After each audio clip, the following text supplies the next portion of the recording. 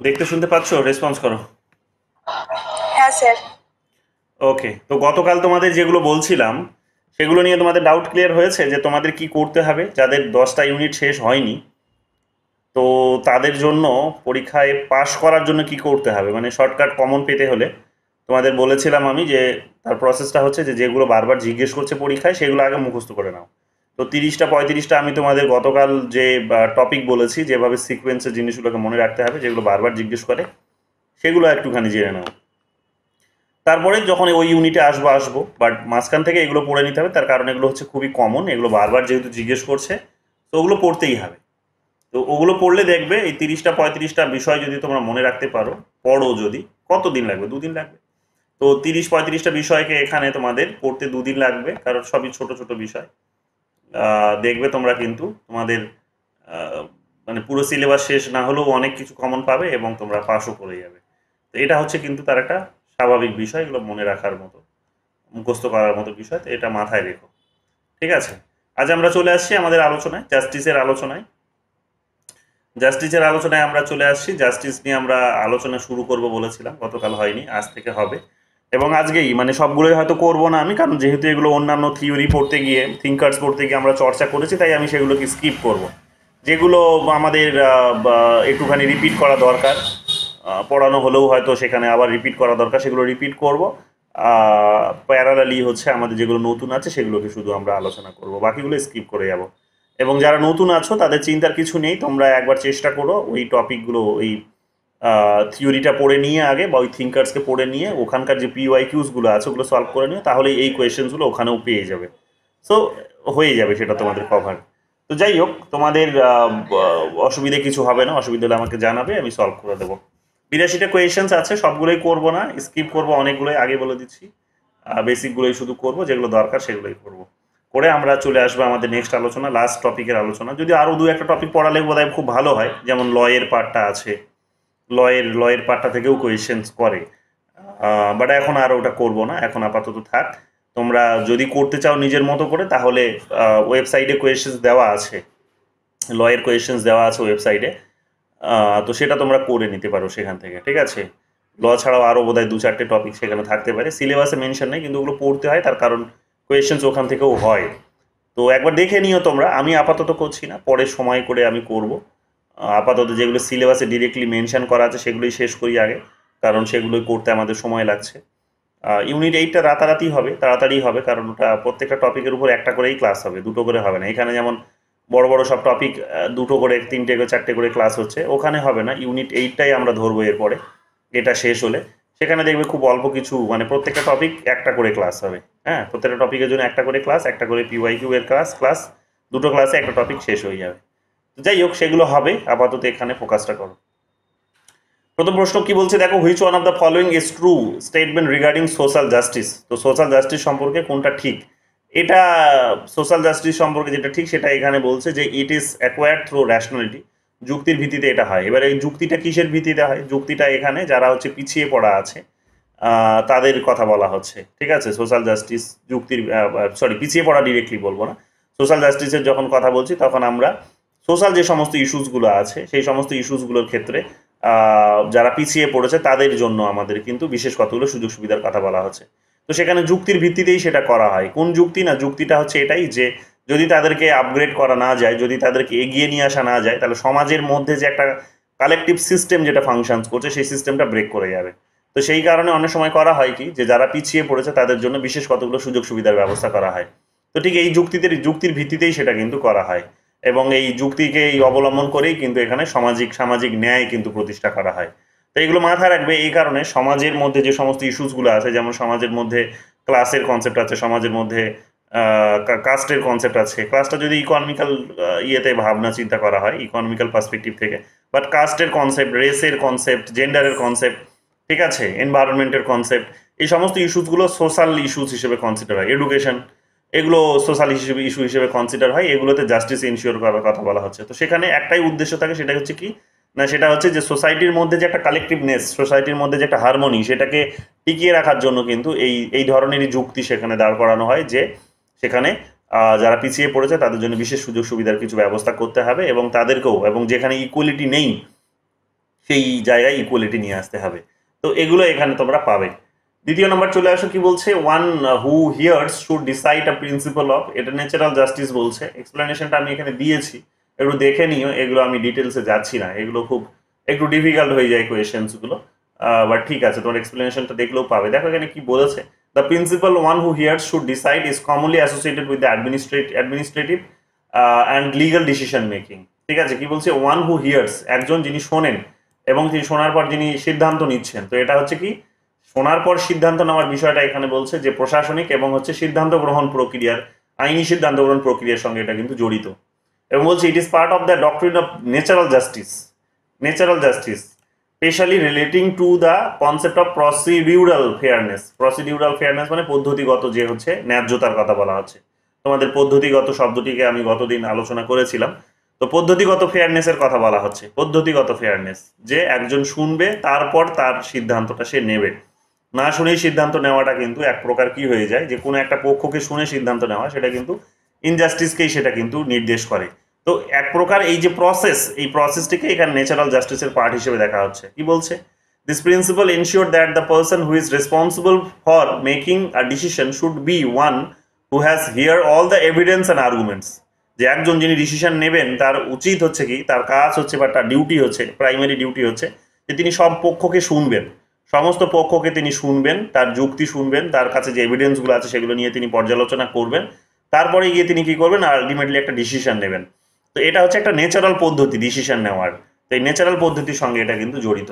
এগুলো সাধারণ বিষয়, একটু কঠিন হতে পারে শুনে তোমাদের, বাট এগুলো খুবই সাধারণ বিষয়, এগুলো তোমরা একটু এক্সপ্লেনেশনগুলো দেখলেই বুঝতে পারবে। এরপর চলে আসো 3 নম্বর প্রশ্নে, জাস্টিস মিনস দ্যাট। কি বলছে, justice means that there can be discriminations on just ground. Justice যখন, মানে ইকুয়ালিটি আর জাস্টিসের মধ্যে একটা বেসিক পার্থক্য আছে, এটা ভালো করে মাথায় রাখো। ইকুয়ালিটি, ইকুয়াল আর জাস্ট, এই দুটো শব্দ, কিংবা ইকুয়ালিটি এবং জাস্টিস এই দুটো শব্দ, দুটোর মধ্যে একটা বেসিক পার্থক্য আছে। কি পার্থক্যটা? পার্থক্যটা হচ্ছে এটাই, যখন ইকুয়ালিটির কথা বলা হচ্ছে তখন জেনারেল প্রিন্সিপালে ইকুয়ালিটি বোঝায়, মানে তুমি আমি সকলেই সমান, মেরিট বেসির কথা, মেরিটোক্রেসির কথা বলা হয় সেখানে, যে তুমি আমি সকলেই সমান, irrespective of any class, caste, gender, religion, যাই বলো না কেন, সমস্ত কিছুর ঊর্ধ্বে আমরা কিন্তু সবাই সমান। তো জেনারেল প্রিন্সিপালে সেখানে ইকুয়ালিটিকে প্রিন্সিপাল অ্যাপ্লাই করা হয়, সেখানে কোনো ডিসক্রিমিনেশনস হয় না, সেখানে সকলেই সমান। সে তুমি এখন কথা বলতে পারো আর না পারো, সে তুমি এখন তুমি এখন ব্লাইন্ড হও নাকি এখন তুমি, মানে তুমি তোমার চোখ থাক কিংবা না থাক, তো সাধারণ মানুষ হও বা অসাধারণ হও, যাই হও না কেন, সবাই একই ক্যাটাগরিতে বিবেচনা হয়। তো এটা হচ্ছে ইকুয়ালিটির প্রিন্সিপালস, কিন্তু যেটা আমাদের আর্টিকেল 16-এ মেনশন করা হয়েছে। কিন্তু যখন জাস্টিসের প্রসঙ্গ আসবে তখন সেখানে কি হবে না, ইকুয়ালিটিকে তখন কমপ্লেক্স একটা ওয়েতে দেখার চেষ্টা করা হয়। অর্থাৎ যারা পিছিয়ে পড়া, যারা হচ্ছে বঞ্চিত, যারা শোষিত, যারা ডিপ্রাইভ, তাদের জন্য এখানে বিশেষ কতগুলো সুযোগ সুবিধার ব্যবস্থা করা, যেটাকে এর আগের দিন মাল্টিকালচারালিজম পড়তে গিয়ে আমরা সেখানে পড়লাম, কমপ্লেক্স ইকুয়ালিটির কনসেপ্ট আমরা পড়েছি, এখানে পজিটিভ ডিসক্রিমিনেশনসের কনসেপ্ট আমরা পড়েছি। তো সেটাকে বোঝানো হচ্ছে, অর্থাৎ যারা পিছিয়ে পড়া তাদের জন্য বিশেষ কিছু সুযোগ সুবিধার ব্যবস্থা করতে হবে, তবেই গিয়ে তাদের জন্য সেটা ন্যায়ই হবে। ইকুয়ালিটি মানে সেটা কিন্তু ন্যায় নয়, ইকুয়ালিটি মানে সেটার মধ্যে অন্যায়ও থাকতে পারে, ঠিক আছে, কিন্তু ইকুয়ালিটির মধ্যে যদি সেখানে পজিটিভ ডিসক্রিমিনেশনস থাকে তবেই সেটা কিন্তু কি দাঁড়ায় না, সেটা ন্যায় বলে বিবেচিত হয়, তো জাস্টিস বলে সেটা বিবেচিত হয়। তো এইরকমভাবে আমরা দেখতে পাবো যে সোসাইটিতে অনেক ধরনের প্যারামিটার্সের ভিত্তিতে জাস্টিস এনশিওর করার চেষ্টা করা হয়, এবং ইন্টারন্যাশনাল লেভেলেও টু সাম এক্সটেন্ট কিন্তু এটা করা হয়। তোমাদের ইন্টারন্যাশনাল থিওরিজগুলো যখন পড়াবো তখন বলবো, তো এগুলো তখন পাবে। অর্থাৎ যারা যে সমস্ত দেশগুলো, বুঝতেই পারছো যে যারা পিছিয়ে পড়া, যারা উন্নতি করতে পারছে না, তাদেরকে বিশেষ কিছু সুযোগ সুবিধা প্রদান করা, বিশেষ কিছু সুযোগ সুবিধা, যেমন তাদেরকে কম সুদে হচ্ছে ঋণ প্রদান করা। ইউনাইটেড নেশনসের বিভিন্ন যে অ্যালাইড অর্গানাইজেশনসগুলো আছে, যেমন ডাব্লু কি বলবো এটাকে, IMF বলা হয়, তারপর হচ্ছে ওয়ার্ল্ড ব্যাংক বলা হয়, ঠিক আছে। তো এই সমস্ত অর্গানাইজেশনসগুলো, IMF, ওয়ার্ল্ড ব্যাংকের মতো অর্গানাইজেশনসগুলো, তারা কি করে, যে সমস্ত পিছিয়ে পড়া দেশ আছে তাদেরকে বিশেষ কতগুলো সুযোগ সুবিধা প্রদান করে, যার মধ্যে তেমন হচ্ছে যে তাদেরকে বেশি বড় পরিমাণে কিছু লোন দেওয়া, তাদেরকে কম সুদে লোন দেওয়া, তাদেরকে দীর্ঘমেয়াদী একটা 10 year টার্মে লোন দেওয়া। এই ধরনের পদক্ষেপগুলো তাদের প্রতি নেওয়া হয়, এবং শুধু তাই নয়, তাদের নিজেদের দেশে যে প্রোডাক্টসগুলো যেগুলো আছে সেগুলোর ক্ষেত্রেও তাদেরকে কিন্তু স্পেশাল কিছু অপরচুনিটিস দেওয়া যেতে পারে, যে তাদের দেশের প্রোডাক্ট যদি আমাদের দেশে আসে তাহলে কতগুলো ছাড় তারা আমাদের দেশে এসে পাবে। এই সমস্ত কতগুলো বেনিফিটস তাদেরকে দেওয়ার মধ্য দিয়ে যেটা করা হয় সেটা হচ্ছে যে ইন্টারন্যাশনাল স্ফেয়ারেও জাস্টিস নিয়ে আসার চেষ্টা কিন্তু করা হয়। তো এগুলো মাথায় রেখো, এগুলো জাস্টিসের সঙ্গে কিন্তু জড়িত। এরপর চলে আসো এখানে next questions number 4। The concept of justice in the sense of greatest happiness of the greatest number was popularised by, এটা বেনথাম, নতুন করে আর কিছু বলার নেই, এটা তার বিখ্যাত একটা উক্তি যে তিনি করবেন কি, তিনি বলেছিলেন যে সব থেকে বেশি সংখ্যক জনগণের তিনি কি করবেন, সব থেকে বেশি পরিমাণে সুখ নিশ্চিত করার কাজটা তিনি করবেন, এবং যে সিস্টেমের মধ্যে এটা হবে সেটা আলটিমেটলি তার কথা মতো যে জাস্টিসপূর্ণ একটা সমাজ হবে বা ন্যায়পূর্ণ সমাজ বলে বিবেচিত হবে। তো এই কারণে তিনি এই রকমভাবে একটা মেজরিটেরিয়ান কনসেপ্টের দিকে কিন্তু তার ফোকাসটা রেখেছিলেন, মেজরিটেরিয়ানিজমের দিকে, ভালো করে মাথায় রাখবে।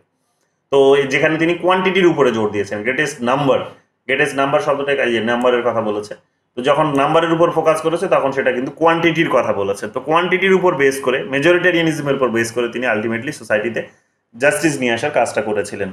তো এটা আমরা দেখেছি, যেমন আমাদের দেশে এখন ওই সিস্টেমগুলো আছে বা বিশ্বের সমস্ত দেশে এই সিস্টেমগুলো আছে, এগুলোকে রাতারাতি ছুঁড়ে ফেলে দেওয়া যায় না। তারপরে দেখো এখানে 5 নম্বর কোয়েশ্চেন কি আছে। 5 নম্বর কোয়েশ্চেন বলছে, who among the following said that injustice arises when equals are treated আনইকুয়ালি।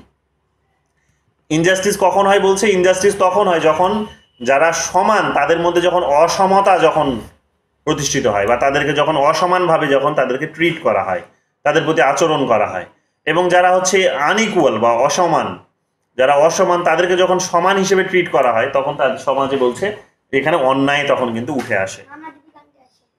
তো সমাজে তখন কিন্তু অন্যায়টা হয়। অর্থাৎ এটা দিয়ে যেটা বোঝাতে চাইছে সেটা হচ্ছে যে যেমন যেটা জেনারেল প্রিন্সিপালে যেটা আমাদের ইকুয়ালিটি অ্যাপ্লাই হয়, যখন জেনারেল প্রিন্সিপালে যে ইকুয়ালি, এটাকে এই জায়গাটা দেখো, equals are treated unequally, equals are treated unequally আর আনইকুয়ালস আর ট্রিটেড ইকুয়ালি। অর্থাৎ এই যে লাইনটা আনইকুয়ালস আর ট্রিটেড ইকুয়ালি, এটা দেখুন আমাদের আর্টিকেলের 16 যেটা আছে, আর্টিকেল 16, সেই আর্টিকেল 16-এর মধ্যে দেখবে এই শব্দটিকে ব্যবহার করা হয়েছে। কোনটা? আনইকুয়ালস আর ট্রিটেড ইকুয়ালি। অর্থাৎ আইন হচ্ছে অন্ধ, সে কিন্তু কোনো ভেদভাব করতে পারে না, এবং সে অন্ধ হওয়ার ফলে কি হচ্ছে যে সে গরিব নাকি বড় লোক সে কোনো ভেদভাব করে না, পার্থক্য তৈরি করে না, ফলে কি হয় একটা সবার মতো করে মানে একই সবাইকে ইকুয়ালি কিন্তু সেখানে ট্রিট করে। তো এখানে আমরা দেখতে পাবো কি, এখানে কিন্তু অন্যায়টাও করা হয়, এখানে কিন্তু মানে এই জেনারেল প্রিন্সিপালে একটা অন্যায়ও হয়ে বসে। এই কারণে আবার দেখবে যাতে আবার ন্যায়টাকে সুনিশ্চিত করা যায়, সেই কারণে দেখবে যারা পিছিয়ে পড়া তাদেরকে জাস্টিস দেওয়ার জন্য তাদের জন্য স্পেশাল কতগুলো প্রভিশনের ব্যবস্থা করা হয়েছে। যেমন ধরে নাও যে মহিলা যদি হও, মহিলা ঘটিত যদি তোমার কোনো কেস হয়, তাহলে মহিলাদের জন্য যেমন হচ্ছে কি সরকারি উকিল তোমার হয়ে লড়াই করবে, তোমাকে আর আলাদা করে টাকা খরচা করতে হবে না, সরকার তোমার হয়ে কিন্তু লড়াই করবে। সরকারের যে সেখানে পাবলিক প্রসিকিউটর আছে, পাবলিক প্রসিকিউটর তোমার হয়ে তোমার কেসটা লড়াই করবে, তোমাকে কোনো টাকা খরচা করতে হবে না। তুমি যদি SC ST হও তাহলে তোমাকে কম খরচে তুমি কিন্তু লড়াই করতে পারবে, ঠিক আছে। তো এই ধরনের বিভিন্ন দেখবে বিভিন্ন প্যারামিটার্সে এখানে কি করা হয়েছে, যারা আনইকুয়াল তাদেরকে ইকুয়াল প্রিন্সিপালসে যখন ট্রিট করা হচ্ছে তখন যে অন্যায়টা হচ্ছে, তো সেটাকে আবার সংশোধন করানোর জন্য আমরা দেখতে পাচ্ছি যে যখন অন্য একটা প্রিন্সিপাল অ্যাপ্লাই করা হচ্ছে, অর্থাৎ যারা আনইকুয়াল তাদেরকে এখানে আমরা দেখতে পাবো কি তাদের জন্য বিশেষ কতগুলো সুযোগ সুবিধা।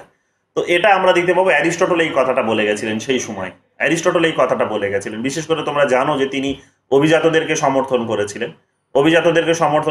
তিনি। তো অভিজাতদেরকে সমর্থন করেছিলেন তার কারণ হচ্ছে যে তিনি অভিজাতরা যেহেতু ইন্টেলেকচুয়ালি বা মোরালি সোসাইটির বেটারমেন্ট যেহেতু তারাই বেশি ভালো ভাবতে পারেন, চিন্তা ভাবনা করতে পারেন, একটা সোসাইটিকে কোয়ালিটেটিভলি তারাই যেহেতু বেটার ডেভেলপ করতে পারে, তো ফলে তখন তিনি বলেছিলেন এই কথাটি যে যারা যারা যারা বিশেষ যাদের বিশেষ কিছু সুযোগ সুবিধা পাওয়ার দরকার তাদেরকে কিন্তু স্পেশাল কতগুলো ব্যবস্থা তাদের জন্য করতেই হবে বা তাদেরকে ওই রকমভাবে ট্রিট করতে হবে। তো আমরা দেখতে পাবো সেখানে কি মানে অ্যারিস্টটল সেই সময় অভিজাতদের পক্ষে দাঁড়িয়ে, অ্যারিস্টোক্র্যাটদের পক্ষে দাঁড়িয়ে তখন তিনি কি করেছিলেন না, তিনি তাদেরকেই কিন্তু ওই শাসন ক্ষমতার অলিন্দে রেখেছিলেন বা বলতে পারো ক্ষমতা তাদের হাতেই তুলে দিয়েছিলেন।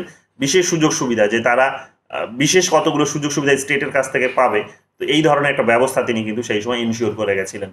তো এগুলো তোমরা পাবে তাদের যে নিকোম্যাচিয়ান এথিক্স বলে যে বইটি আছে তার সেই বইয়ে তোমরা এই সমস্ত আলোচনাগুলো পাবে, যে সেখানে জাস্টিস এবং ফেয়ারনেসের বিভিন্ন যে আকারগুলো আছে বা ফর্মসগুলো আছে সেই সমস্ত ফর্মসগুলোকে তিনি আলোচনা করেছেন, যেখানে এই বিষয়টি আলোচনা হয়েছে যে equal are treated unequally and unequals are treated equally, যখন এটা হবে তখন অন্যায় হবে। তো ন্যায় প্রতিষ্ঠা করার জন্য তার যে ন্যায়ের ফর্মুলা, ন্যায় প্রতিষ্ঠা করার জন্য তিনি এই কারণে তিনি কি করলেন না, যারা সমাজের জন্য ভালো কিছু চিন্তা ভাবনা করতে পারেন, বেটারমেন্ট যারা নিশ্চিত করতে পারবেন সোসাইটির জন্য, তাদের জন্য তিনি কিন্তু আলাদাই ব্যবস্থা কিন্তু নিশ্চিত করলেন, অর্থাৎ বিশেষ সুযোগ সুবিধার কথা তিনি বললেন। তাই না? মোরালি যেহেতু এরা অনেকটা পাওয়ারফুল, তো মোরাল পাওয়ারফুল মানুষদের জন্য এখানে বিশেষ সুযোগ সুবিধা তিনি কিন্তু ব্যবস্থা করলেন। তো ওই কথা প্রসঙ্গেই কিন্তু এই আলোচনাটি এসেছে। ডিস্ট্রিবিউটিভ জাস্টিসের যে কনসেপ্টটি সেখানে আলোচনা করেছিলেন সেটাই। তারপরে দেখো এখানে কি বলেছে, তারপরে এখানে বলেছে in the context of theory of justice who propounded the principle of merit but not support the principle of reward. তো মেরিটটাকে সমর্থন করেছিলেন কিন্তু রিওয়ার্ডটাকে সমর্থন করেনি, এটা জন রলস করেছিলেন। এটা তোমাদের আমি আলোচনা করেছি সেই সময়, একবার দেখে নিও তাহলেই হবে। যে মেরিটটাকে তিনি সমর্থন করেছিলেন, তার মেরিটোক্রেসি মানে প্রথম প্রাইমেসিটা তার ছিল। তিনি যখন ওই জাস্টিসে ইনশিওর করার কথা বলছেন তখন আমরা দেখতে পাবো যে দুটো শর্তে করলেন। একটা শর্ত হচ্ছে কি যে মেরিটোক্রেসি, যেটা হচ্ছে কি যে সকলেই সমান, আইনের চোখে বা রাষ্ট্রের চোখে পলিসির চোখে সকলেই সমান, সেখানে কোনো পার্থক্য হবে না। তারপরে যারা হচ্ছে ওই প্রিন্সিপালের মধ্যে দিয়ে যারা নিজেদের উন্নতি করতে পারবে না তাদের জন্য বিশেষ কতগুলো সুযোগ সুবিধা প্রদান করা। তো দুটো, প্রথম শর্তটা ছিল সেখানে ইকুয়ালি ট্রিট করা, দ্বিতীয় শর্তটা ছিল সেখানে যারা আনইকুয়ালস, যারা নিজেদের উন্নতি করতে পারছে না তাদের জন্য বিশেষ কতগুলো সুযোগ সুবিধা, অর্থাৎ তাদেরকে কতগুলো সোশ্যাল ওয়েলফেয়ার পলিসি তাদেরকে উপহার দেওয়া, দিয়ে তাদের কিন্তু একটুখানি উন্নতি ঘটানো। ওই কথাগুলো সেখানে কিন্তু তিনি বলেছিলেন। এখানে চলে আসো রিসোর্স ইগালিটারিয়ানের কনসেপ্ট, যে কে এটাকে ডিসক্রাইব করেছেন। রিসোর্স ইগালিটারিয়ানের কনসেপ্ট এটা রোনাল্ড রকিন, নামটা মনে রাখবে, এটা রোনাল্ড রকিন এই নামটি খুব বারবার এই রিসোর্স ইগালিটারিয়ানের শব্দটি বারবার পরীক্ষায় জানতে চায়। তো রোনাল্ড রকিন এই সব টার্মিনোলজিটি দিয়েছিলেন তিনি জাস্টিস এনশিওর করার জন্য। রিসোর্স ইগালিটারিয়ান বলতে কি বোঝায়? ইগালিটারিয়ান শব্দটার মানেটা বুঝে নেওয়া আগে। ইগালিটারিয়ান শব্দের মানে হচ্ছে সমতাবাদী বা সমতাবাদ। তো রিসোর্স কথার অর্থ কি? রিসোর্স কথা হচ্ছে সম্পদ। তো সম্পদের সমতাবাদের একটা কনসেপ্ট বলতে পারো তিনি দিয়েছিলেন। তো এটা আমরা দেখতে পাবো যে তিনি একজন বড় ফিলোসোফার ছিলেন এবং তিনি আমরা দেখতে পাবো এই যে টার্মিনোলজিটি দেখো, এই সেন্টেন্সটি দেখো, এর মধ্যে দিয়ে সেটা কিন্তু বোঝাতে চেয়েছে, যেটা তিনি বোঝাতে চেয়েছেন। তো সেটা কি? সেটা হচ্ছে যে সম্পদের এখানে ইকুয়াল ডিস্ট্রিবিউশন করতে হবে। সম্পদের এখানে যে বলছে যে equal distribution of resources among individuals, ব্যক্তিদের মধ্যে সম্পদের সমান এখানে কি করতে হবে? এখানে বন্টন করতে হবে, সমান বন্টন করতে হবে। না কি তিনি কি বলেছিলেন? না কি merely focusing on equalising welfare আর ইউটিলিটি, যেটা তোমরা দেখতে পাবে যে যেটা ওই করছেন জন রলস যেটা করছেন। তো জন রলস যেটা করলেন কি, সেটা ওয়েলফেয়ারিজমের কথা বললেন তিনি, কতগুলো ওয়েলফেয়ার দেওয়া, কতগুলো তাদের ইউটিলিটিকে নিশ্চিত করা। কিন্তু তিনি এটা এসে তা বললেন না। ইনি বললেন কি, ইনি এসে তা বলছেন যে রিসোর্সের মধ্যে ইকুয়ালিটি মেনটেন করতে হবে, অর্থাৎ প্রপার ডিস্ট্রিবিউশন অফ রিসোর্স হওয়া উচিত, যে সম্পদের সমান বন্টন হতে হবে, তবেই গিয়ে জাস্টিস এনশিওর হবে। তোমরা জানো এটা। এবং জন রলসের আইডিয়াকে অমর্ত্য সেনও ক্রিটিসাইজ করে তোমরা জানো যে বলেছে আরো অনেকটা এই ধরনেরই একটা আইডিয়া দিয়েছে, যে সেখানে ক্যাপাবিলিটির উপর তিনি জোর দিয়েছেন। তো এই ধরনের বিভিন্ন জাস্টিসের বিভিন্ন ভাবনার উপর বিভিন্ন জন কিন্তু জোর দিয়েছেন। মাথায় রেখেও এটা বারবার টার্মিনোলজিটি জানতে চাই, রিসোর্স ইগালিটারিয়ানিজম বা রিসোর্স ইগালিটারিয়ান কাকে বলা হয়। তো এটা হচ্ছে রোনাল্ড রকিনকে বলা হয়, ঠিক আছে, যে সম্পদের সমান বন্টন করতে হবে, তবেই গিয়ে সমাজে ন্যায় প্রতিষ্ঠিত হবে, এই কথাটা তিনি বলেছেন। এরপরে দেখো এখানে ইন্ডিয়ান পলিটিক্যাল থিঙ্কার্স এর একটা জাস্টিস রিলেটেড শব্দ আছে, একটা স্টেটমেন্ট আছে এখানে। বারানি, জিয়াউদ্দিন বারানি, বারবার পরীক্ষা জানতে চাই এখান থেকে, তোমরা জানো। তো জিয়াউদ্দিন বারানি এখানে কি বলছে? যে justice is the necessary conditions for religion and the religion is the necessary condition of justice, অর্থাৎ একে অপরের সম্পূরক পরিপূরক যাই বলো এটা, যে ভাইস ভার্সা।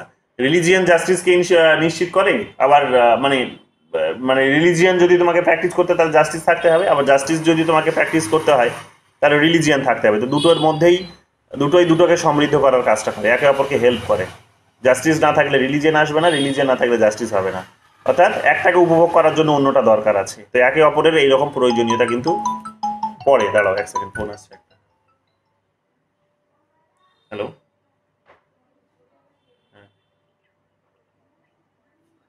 হ্যাঁ ম্যাডাম, আমি এখন একটু ক্লাস নিচ্ছি, আমি ক্লাসের শেষে ফোন করছি, ঠিক আছে? আমি আমি আমি আমার নাম ডক্টর সাদ্দাম হোসেন সরকার।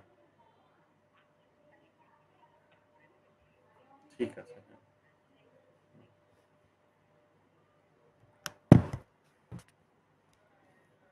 এখানে দেখো তারপর কি বলছে, it is the balance in which the actions of people are just, যে এখানে মানে মানুষের যে কার্যকলাপগুলো আছে সেটা হচ্ছে কি, সেটাকে এখানে ব্যালেন্স করার চেষ্টা করা হয়।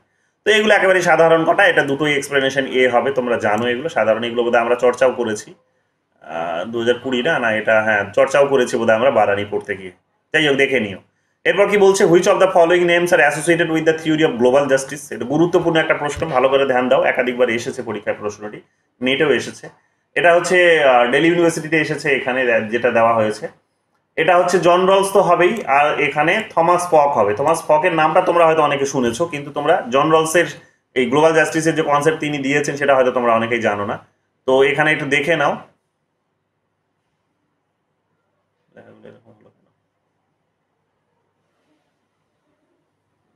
উপর নিচে উঠে গেছে, দেখছি।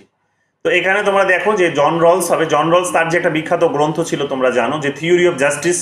তো থিওরি অফ জাস্টিসকে তিনি ন্যাশনাল লেভেলে অ্যাপ্লাই করেছিলেন। থিওরি অফ জাস্টিসকে তিনি ন্যাশনাল লেভেলে অ্যাপ্লাই করেছিলেন, দেশের মধ্যে এটার কিভাবে অ্যাপ্লিকেশনস হওয়া উচিত সেই সম্পর্কিত বিষয়গুলো নিয়ে তিনি আলোচনা করেছিলেন। তো সেখানে আমরা জানি যে সেখানে তিনি 2 প্রিন্সিপালস অফ জাস্টিস দিয়েছেন।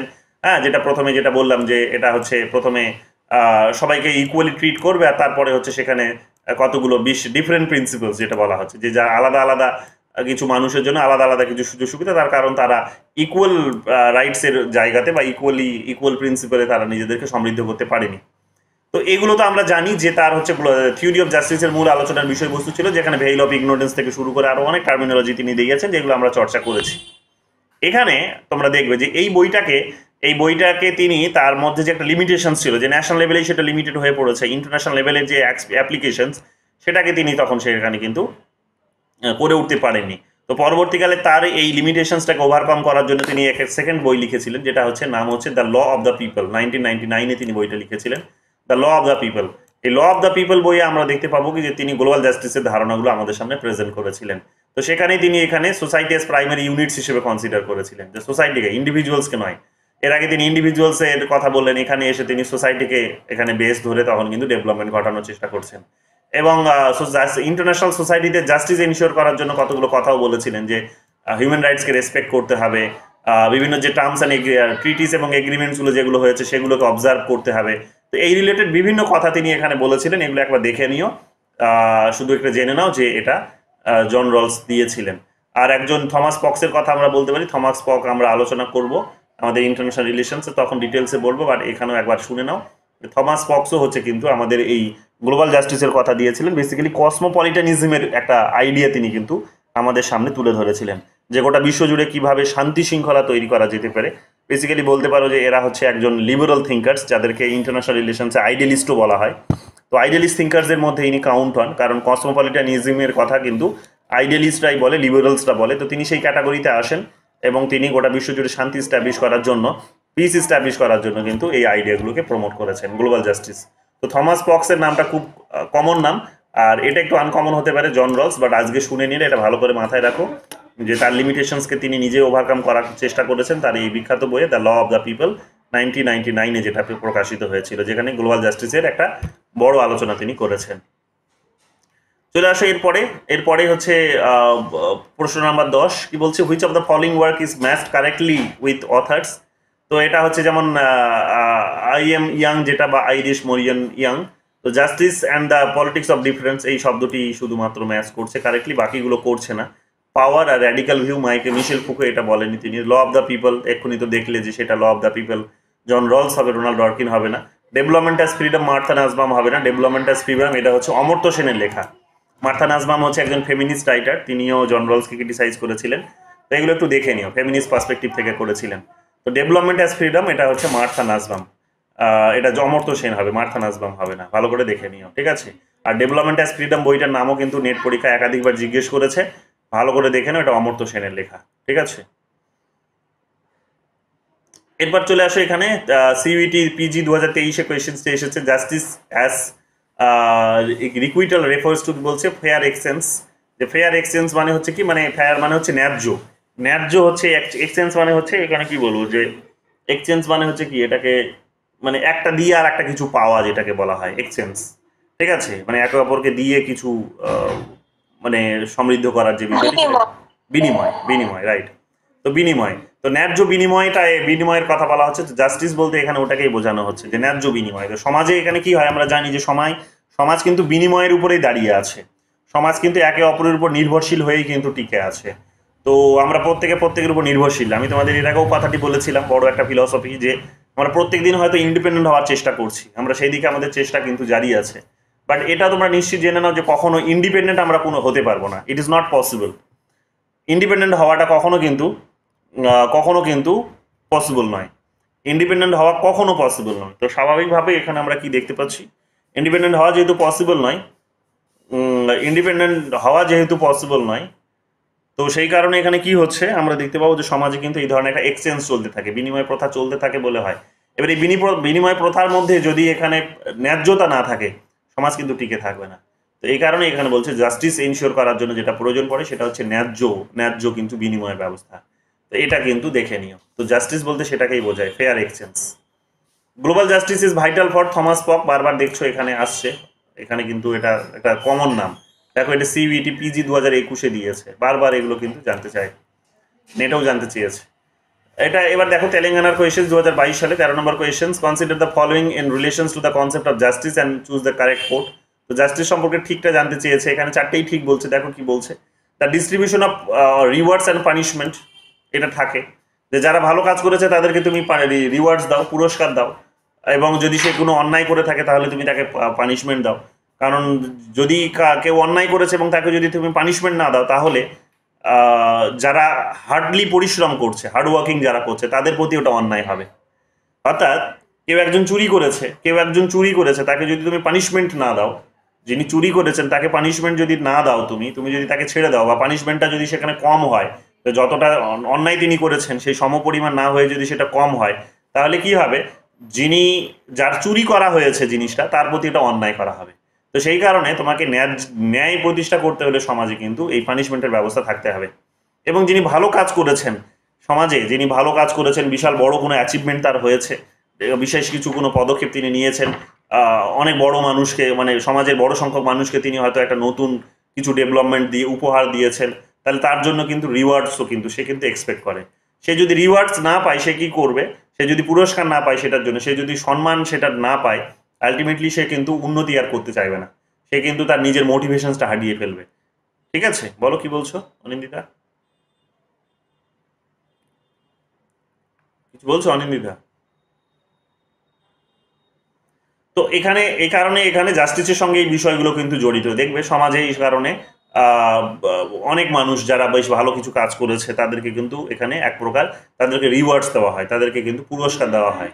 ঠিক আছে, যেমন অনেকে আছে এখানে, যেমন সরকার যেমন দেখবে যে তাদেরকে সম্মানের মানে সূচক হিসেবেই দেখবে সরকার কি করে, রাজ্যসভাতে নমিনেট করে থাকে তাদেরকে, কিংবা ধরে নাও কোনো নমিনেট করে থাকে, কিংবা ধরে নাও কোনো সমাজসেবা হিসেবে বেশ ভালো কোনো পদক্ষেপ নিয়েছে, যেমন দেখবে সুধা মূর্তিকে দেখবে তোমরা এই সুযোগটা দিয়েছে, রাজ্যসভাতে তিনি গেছেন সেখানে। তো এটা যেমন তার একটা ডিউটি বটে যে তিনি দেশটাকে আরো হয়তো সেখানে অনেক যেগুলো তিনি অভাব অভিযোগ দেখে এসেছেন সেগুলো হয়তো নিয়ে গিয়ে পার্লামেন্টে গিয়ে তিনি হয়তো পলিসি তৈরি করার কাজে যেমন সাহায্য করতে পারবেন, তেমনি তার নিজের জন্য এটা সম্মানও বটে, কারণ এটা আরো অনেক হায়ার পোস্ট। তো তিনি রাজ্যসভাতে এখানে এসে কি হতে পারেন, তিনি রাজ্যসভাতে এইরকম তার সার্ভিসের মধ্য দিয়ে কিন্তু সমাজটাকে কিন্তু উন্নতি করতে পারেন।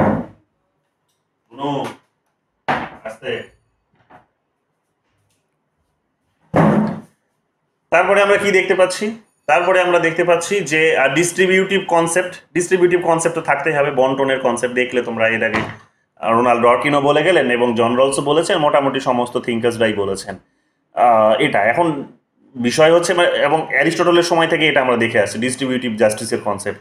কিন্তু কথাটা হচ্ছে কে কাকে সমর্থন করবে সেটা ডিপেন্ডস করছে যে সে মানে কোয়ালিটি এনশিওর করতে চাইছে নাকি কোয়ান্টিটি এনশিওর করতে চাইছে, কিংবা এটাও হতে পারে যে সে টার্গেটটা কাকে করেছে, সেখানে অনেক বেশি জনসংখ্যাকে করেছে নাকি সে সেখানে কিছু মুষ্টিমেয় মানুষদেরকে করেছে, এবং কোন ধরনের শাসন ব্যবস্থা এস্টাবলিশ করতে চাইছে সেটার উপর ডিপেন্ড করছে। বাট মোটামুটিভাবে বুঝে নাও এটা ডিস্ট্রিবিউটিভ জাস্টিসের মধ্য দিয়ে, মানে জাস্টিস কিন্তু বা ডিস্ট্রিবিউটিভ কনসেপ্টের মধ্য দিয়ে জাস্টিসটা কিন্তু এনশিওর হতে পারে।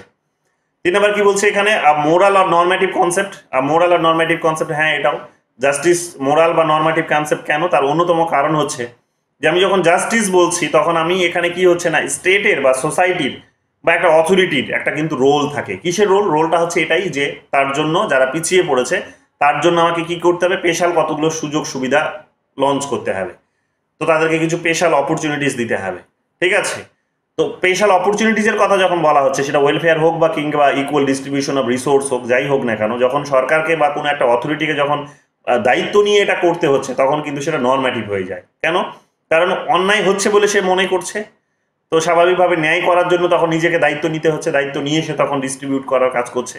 তো যখনই কোনো একজন অথরিটির প্রসঙ্গ চলে আসে তখনই সেটা কিন্তু নর্ম্যাটিভ হয়ে যায়। নর্ম্যাটিভ যে সেটা অটোমেটিক রান করছে না, অর্থাৎ জন রলসের প্রথম প্রিন্সিপালস যেটা দেখবে তোমরা, ফার্স্ট প্রিন্সিপালস, সেই ফার্স্ট প্রিন্সিপালসটা কিন্তু দেখবে তোমরা বিহেভিয়ারাল বলতে পারো, বিহেভিয়ারাল বা অটোমেটিক যেটা হয় লিবারাল বলতে পারো। কিন্তু যখন সেকেন্ড প্রিন্সিপালসটা তোমরা দেখবে, সেই সেকেন্ড প্রিন্সিপালসের মধ্যে তোমরা দেখবে নর্ম্যাটিজম খুঁজে পাবে, নর্ম্যাটিজম খুঁজে পাবে। স্টেটকে সেখানে রিভাইভ করে দেওয়া হয়েছে, অথরিটিকে রিভাইভ করে দেওয়া হয়েছে।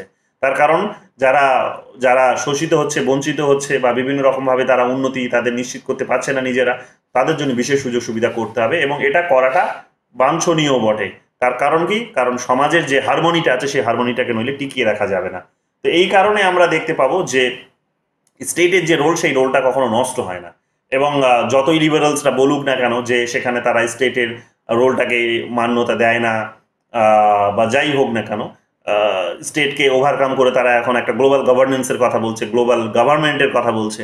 তো সেই গভর্নমেন্টও আলটিমেটলি সেখানে এসে কি করতে হবে না, তাদেরকেও যারা আনইকুয়ালস, যারা যারা হচ্ছে ডিপ্রাইভ, যে সমস্ত রাষ্ট্রগুলো হয়তো পিছিয়ে পড়েছে তাদের জন্য বিশেষ সুযোগ সুবিধার ব্যবস্থা করতে হবে। তো সেখানেই তখন আসবে নর্ম্যাটিজমের কনসেপ্ট দাঁড়িয়ে যাবে। তো যাই হোক, মোটামুটিভাবে বুঝে রাখো যে নর্ম্যাটিজমসটা হচ্ছে কি একটা অভিভাবকত্বের কথা বলে, যে যারা পিছিয়ে পড়েছে, যারা ডিপ্রাইভ, তাদের জন্য বিশেষ কতগুলো সুযোগ সুবিধা, এবং বিশেষ সুযোগ সুবিধার কনসেপ্ট চলে আসলেই তখন কিন্তু জাস্টিসের প্রসঙ্গ চলে আসে, অর্থাৎ সেটাই justice. And essentially contested concept, হ্যাঁ এটাও ঠিক, কন্টেস্টেড কনসেপ্ট, একটা অপরিহার্যপূর্ণ বা তাৎপর্যপূর্ণভাবে বা অপরিহার্যপূর্ণভাবে বলতে পারো যে একটা প্রতিযোগিতামূলক একটা ধারণা এটা। কেন এটা প্রতিযোগিতামূলক ধারণা? তার কারণ হচ্ছে যে মানে দুই দিক থেকে দুটোই ঠিক। একদিকে যখন স্টেট চেষ্টা করছে সে কিছু বিশেষ সুযোগ সুবিধা দিয়ে যারা পিছিয়ে আছে তাদেরকে টেনে নিয়ে এসে সামনের দিকে, বা তাদেরকে ইকুয়ালিটি তাদের মধ্যে এনশিওর করে বিশেষ কিছু সুযোগ সুবিধা দিয়ে তাদেরকে সমাজের হারমোনিটা বজায় রাখবে, এটাও যেমন দরকার আছে। আবার তেমনি যারা নিজেদের যোগ্যতায়, যারা নিজেদের ব্রেন খাটিয়ে নিজেদের পরিশ্রম দিয়ে তারা যারা হয়তো বিশেষ কিছু ডেভেলপমেন্ট ঘটিয়েছে, তো তাদের জন্য রিওয়ার্ডস পাওয়াটাও কিন্তু, বা তাদের সেই সম্পত্তিটা তারা উপভোগ করার স্বাধীনতাটা থাকতে পারাটাও কিন্তু তাদের হচ্ছে কিন্তু একটা কিন্তু বলতে পারো যে অধিকার।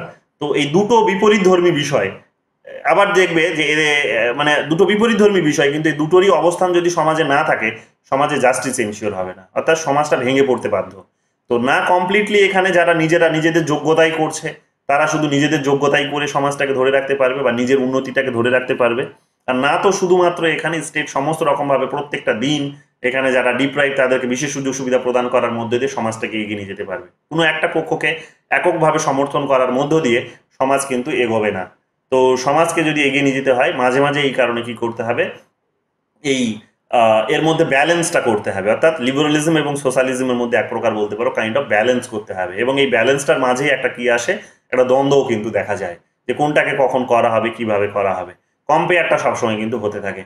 তো এগুলোই এখানে দেখবে কন্টেস্টেড হিসেবে কিন্তু কনসিডার হয়। তো জাস্টিস এনশিওর করতে হলে তোমাকে এগুলো কিন্তু করতেই হবে। চলে আসো তারপরে এখানে, তারপরে কি বলছে 14 number questions, who among the following has given argument that any theory of justice which is silent about the inequalities within the family is an incomplete one. কি বলছে? Which one of the following has given argument that any theory of justice, যে ন্যায়ের যে কোনো তত্ত্ব, which is silent about the inequalities within the family is an incomplete one. যে সমাজে বা পরিবারের মধ্যে যে বৈষম্যগুলো আছে, পরিবারের মধ্যে যে বৈষম্যগুলো আছে সেখানে যে যখন নিশ্চুপ থাকে, তখন সেটা আমরা দেখতে পাবো কি যে সেটা অন্যায়কে সেখানে কিন্তু এক প্রকার সমর্থন করে। ঠিক আছে? তো এই ধরনের আর্গুমেন্ট বেসিক্যালি কে দেয়? তো এটা বুঝতেই পারছো একজন ফেমিনিস্ট থিঙ্কার্সই দেবে। একটু ডিফিকাল্ট হতে পারে তোমাদের এটা না ধরা, বাট এখানে সুসান মুলার ওকিনের নামটা এখানে ভালো করে জেনে নাও। ইনি কিন্তু এই ফ্যামিলির মধ্যে যে ইনইকুয়ালিটিস গুলো আছে সেগুলোকে নিয়ে বিশেষভাবে চর্চা করেছেন, অর্থাৎ এই পার্সোনালিস্ট পলিটিক্যালের যে কনসেপ্টটা, যেটা হচ্ছে কেট মিলেট খুব ফেমাস করেছিলেন, ইনি এসে আরো সেটাকে কিন্তু জোরালোভাবে কিন্তু এখানে আরো কিন্তু স্ট্রংলি এটা নিয়ে কিন্তু অ্যাডভোকেট করেছেন। তো এগুলো একটু দেখে নিও, একটু ডিফিকাল্ট হবে ধরাটা, কারণ এগুলো এইরকম ভাবে এগুলো আমরা পড়ি না কখনো, কারণ এগুলো মূল টেক্সট বইগুলো পড়লে এই সমস্ত শব্দগুলো হয়তো ধরা যেতে পারে। বাট তারপরও মনে রাখো যে যখন ফ্যামিলির প্রসঙ্গ আসবে, সেখানে যখন ইনইকুয়ালিটিসের প্রসঙ্গ আসবে, অসাম্যের কথা যখন সেখানে বলা হবে, তখন সেখানে সুসান মুলার অকিনের নামটা তোমরা অবশ্যই চুজ করবে। ঠিক আছে? ইনি কিন্তু খুব গুরুত্বপূর্ণ একটা নাম। চলে আসো এখানে তারপরে প্রেসিডেন্সির কোয়েশ্চেন, সেটা 15 নম্বর কোয়েশ্চেন কি বলছে, who among the following identified 4 sources of justice, religion, nature, economics and ethics. তো এটা আর্নেস্ট বার্গার, গতদিন তোমাদের আমি পড়ালাম এটা, যে রিলিজিয়ান, নেচার, ইকোনমিক্স এবং এথিক্স। তো এথিক্স বা মোরালিটি শব্দটা আমি লিখেছিলাম, কিন্তু এখানে এথিক্স বলছে। তো যাই হোক, ইংলিশে দুটো ভিন্ন শব্দ হতে পারে, কিন্তু বাংলায় কিন্তু তার মানে কিন্তু একটাই, যে নৈতিকতা। তো এখানে এটা মাথায় রেখো, এটা আর্নেস্ট বার্কার দিয়েছেন, অলরেডি চর্চা করেছে, এটা তোমাদের জন্য একটু দেখে নিও। এক্সপ্লেনেশন দিয়েছি যে কি করে সেটা রিলিজিয়াস হলো, কি করে নেচারাল হলো, কি করে ইকোনমিক হলো, কি করে সেটা মোরালিটি বা এথিক্যাল হলো, এগুলো তোমাদের বলেছি, ক্লাস লেকচারে রয়েছে, জানো তোমরা। The Rawlsian notion of justice is, কি বলছে, the Rawlsian notion of justice মানে জন রলসের কথা বলছে। তো জন রলসের যে ন্যায় বিচার সেটা বলছে ক্যাপিটালিজম উইথ জাস্টিস, আলোচনা হয়েছে এগুলো তোমাদের। ক্যাপিটালিজম উইথ জাস্টিস অর্থাৎ ক্যাপিটালিজম কিভাবে, দেখো ক্যাপিটালিজম এইভাবে যখন তার ফার্স্ট প্রিন্সিপালসটা অ্যাপ্লাই তিনি করছেন, তখন কিন্তু মেরিটোক্রেসিকে তিনি ভ্যালুস দিচ্ছেন, ইকুয়ালিটিকে ভ্যালুস দিচ্ছেন, জেনারেল প্রিন্সিপাল ইকুয়ালিটিকে ভ্যালুস দিচ্ছেন। কিন্তু যখন সেকেন্ড প্রিন্সিপালে আমরা আসছি, তখন তিনি কিন্তু বিশেষ সুযোগ সুবিধার কথা বলছেন, ডিফারেন্ট প্রিন্সিপালের কথা বলছেন। তো যখন ডিফারেন্স প্রিন্সিপালের কথা বলছেন, তখনই সেখানে কি হয়ে যাচ্ছে, তখন জাস্টিস এনশিওর করার কথা বলছেন। তাহলে একদিকে ক্যাপিটালিজমকে সমৃদ্ধ করছেন ফার্স্ট প্রিন্সিপালস দিয়ে, আর সেকেন্ড প্রিন্সিপালস দিয়ে তিনি সমাজে পিছিয়ে পড়াদের জন্য কিন্তু বিশেষ সুযোগ সুবিধার কথা বলছেন, যেটা জাস্টিসকে কিন্তু ডিনোটস করে। তো এইরকম ভাবে আমরা দেখতে পাবো রলসের যে কনসেপ্ট, সেটা ক্যাপিটালিজম উইথ জাস্টিসের সঙ্গে কিন্তু লিঙ্কড। পরের কোয়েশ্চেন চলে আসো, 17 নম্বর, কি বলছে, social justice in the age of identity politics. Social justice in the age of identity politics colon redistributions, recognitions and participations is the essay written by. এটা Nancy Fraser হবে, এগুলো একটু মনে রাখাটা ডিফিকাল্ট হতে পারে। জামিয়া মিলিয়াতে এসেছে 2023 সালেরই কোয়েশ্চেন, মাস্টার্সে এসেছে। এগুলো মুখস্থ করে নাও, এগুলো বইয়ের নাম সরাসরি, এগুলো মুখস্থ করে নাও, এগুলো পরীক্ষায় কিন্তু আসবে। বেসিক আর্গুমেন্ট কি আছে এখন আর গেলাম না, কারণ খুবই আনকমন নাম, এগুলো দরকার নেই। জন রলসের আবার দেখো এসেছে, আমরা চর্চা করিনি এই প্রশ্নটা, না করেছি, এটা অন্য পরীক্ষায় এসেছিল, কিন্তু এটা জামিয়াতে এসেছে 2023 সালে। John Rawls principle of distributive justice is based on, তো এটা হচ্ছে ডিফারেন্ট প্রিন্সিপাল সোশ্যাল জাস্টিস। এই দেখো এক্ষুনি বললাম তোমাদের যে ডিস্ট্রিবিউটিভ জাস্টিসেরই যখন প্রসঙ্গ চলে আসবে, তখন সেখানে সোশ্যাল ইকুয়ালিটির প্রসঙ্গ বা ডিফারেন্ট প্রিন্সিপালের প্রসঙ্গ আসবে। কেন? কারণ সোশ্যাল জাস্টিসের প্রসঙ্গ যখন আসবে, ডিস্ট্রিবিউটিভ জাস্টিসের প্রসঙ্গ আসবে, তখন তার মানে হচ্ছে ডিস্ট্রিবিউশনটা কাউকে করতে হবে, অটোমেটিক সেটা হচ্ছে না। যখন অটোমেটিক হচ্ছে না, ডিস্ট্রিবিউটেড কাউকে করতে হবে, তখন সেটা করছে কে? অথরিটি করছে, অর্থাৎ স্টেট করছে। স্টেটের নামটা এখানে কিন্তু খুব গুরুত্ব হয়ে যায়। তো এই কারণে এটা ডিফারেন্স প্রিন্সিপালের সঙ্গে জড়িত, এবং বাকি টার্মিনোলজিসগুলো তার আলোচনার মধ্যে আমরা পাই না, এটাই শুধু পাই। তো যাই হোক, ডিরেক্টলি তোমরা এটা না জানা থাকলেও, মানে এর প্রপার এক্সপ্লেনেশনসগুলো প্রত্যেকটা জানা না থাকলেও, তোমরা জানো যে জন রলস পড়তে গিয়ে এই নামটাই চর্চা হয়েছে, বাকিগুলো হয়নি, মানে এই শব্দটাই চর্চা হয়েছে, বাকিগুলো হয়নি। তো এই কারণে এইভাবেও সেটা কিন্তু তোমরা কমন পাচ্ছ।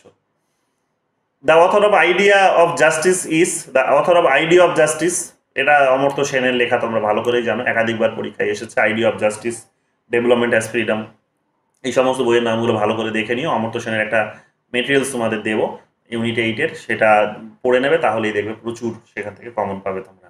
ঠিক আছে, তো অমর্ত্য সেন। এরপর চলে আসো 20 নম্বর প্রশ্নে। 20 নম্বর প্রশ্ন জামিয়াতে এসেছে, the international court of justice ICJ is located at.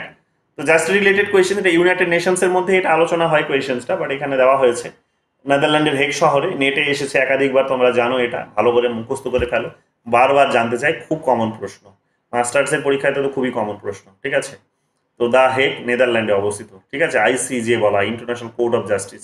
International court of justice united নেশনসের একটা হচ্ছে যে 6টা যে প্রধান ব্রাঞ্চ আছে, তার মধ্যে একটা প্রধান ব্রাঞ্চ হচ্ছে ইন্টারন্যাশনাল কোর্ট অফ জাস্টিস, যেটাকে বাংলায় আমরা বলি আন্তর্জাতিক বিচারালয়।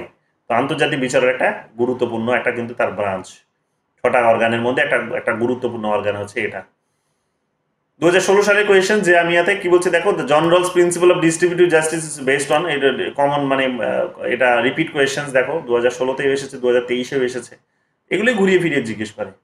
2017তে জামিয়াতে এসেছে, দেখো কি বলছে, হু first gave the concept of distributive justice. তো এটা অ্যারিস্টটল, তোমাদের আমি এটা পড়াতে গিয়ে বলেছি যে অ্যারিস্টটল প্রথম ডিস্ট্রিবিউটিভ জাস্টিসের কনসেপ্ট দিয়েছিলেন, এবং সেখানে তিনি অভিজাতদেরকেই, অর্থাৎ অ্যারিস্টোক্র্যাট যারা আছে, যারা বড় লোক ছিল সেই সময়, তাদেরকেই তিনি সমর্থনটা করেছিলেন। বাট এখনকার দিনে আমরা এসে দেখতে পাবো, যখন ডিস্ট্রিবিউটিভ জাস্টিসের সেই একই টার্মিনোলজি যখন আমরা জন রলসের মধ্যে যখন পড়ছি, তখন জন রলস সেখানে কিন্তু যারা পিছিয়ে পড়া, যারা ডিপ্রাইভড, যারা এগোতে পারছে না, তাদের জন্য কিন্তু এই শব্দটি তিনি ব্যবহার করেছেন।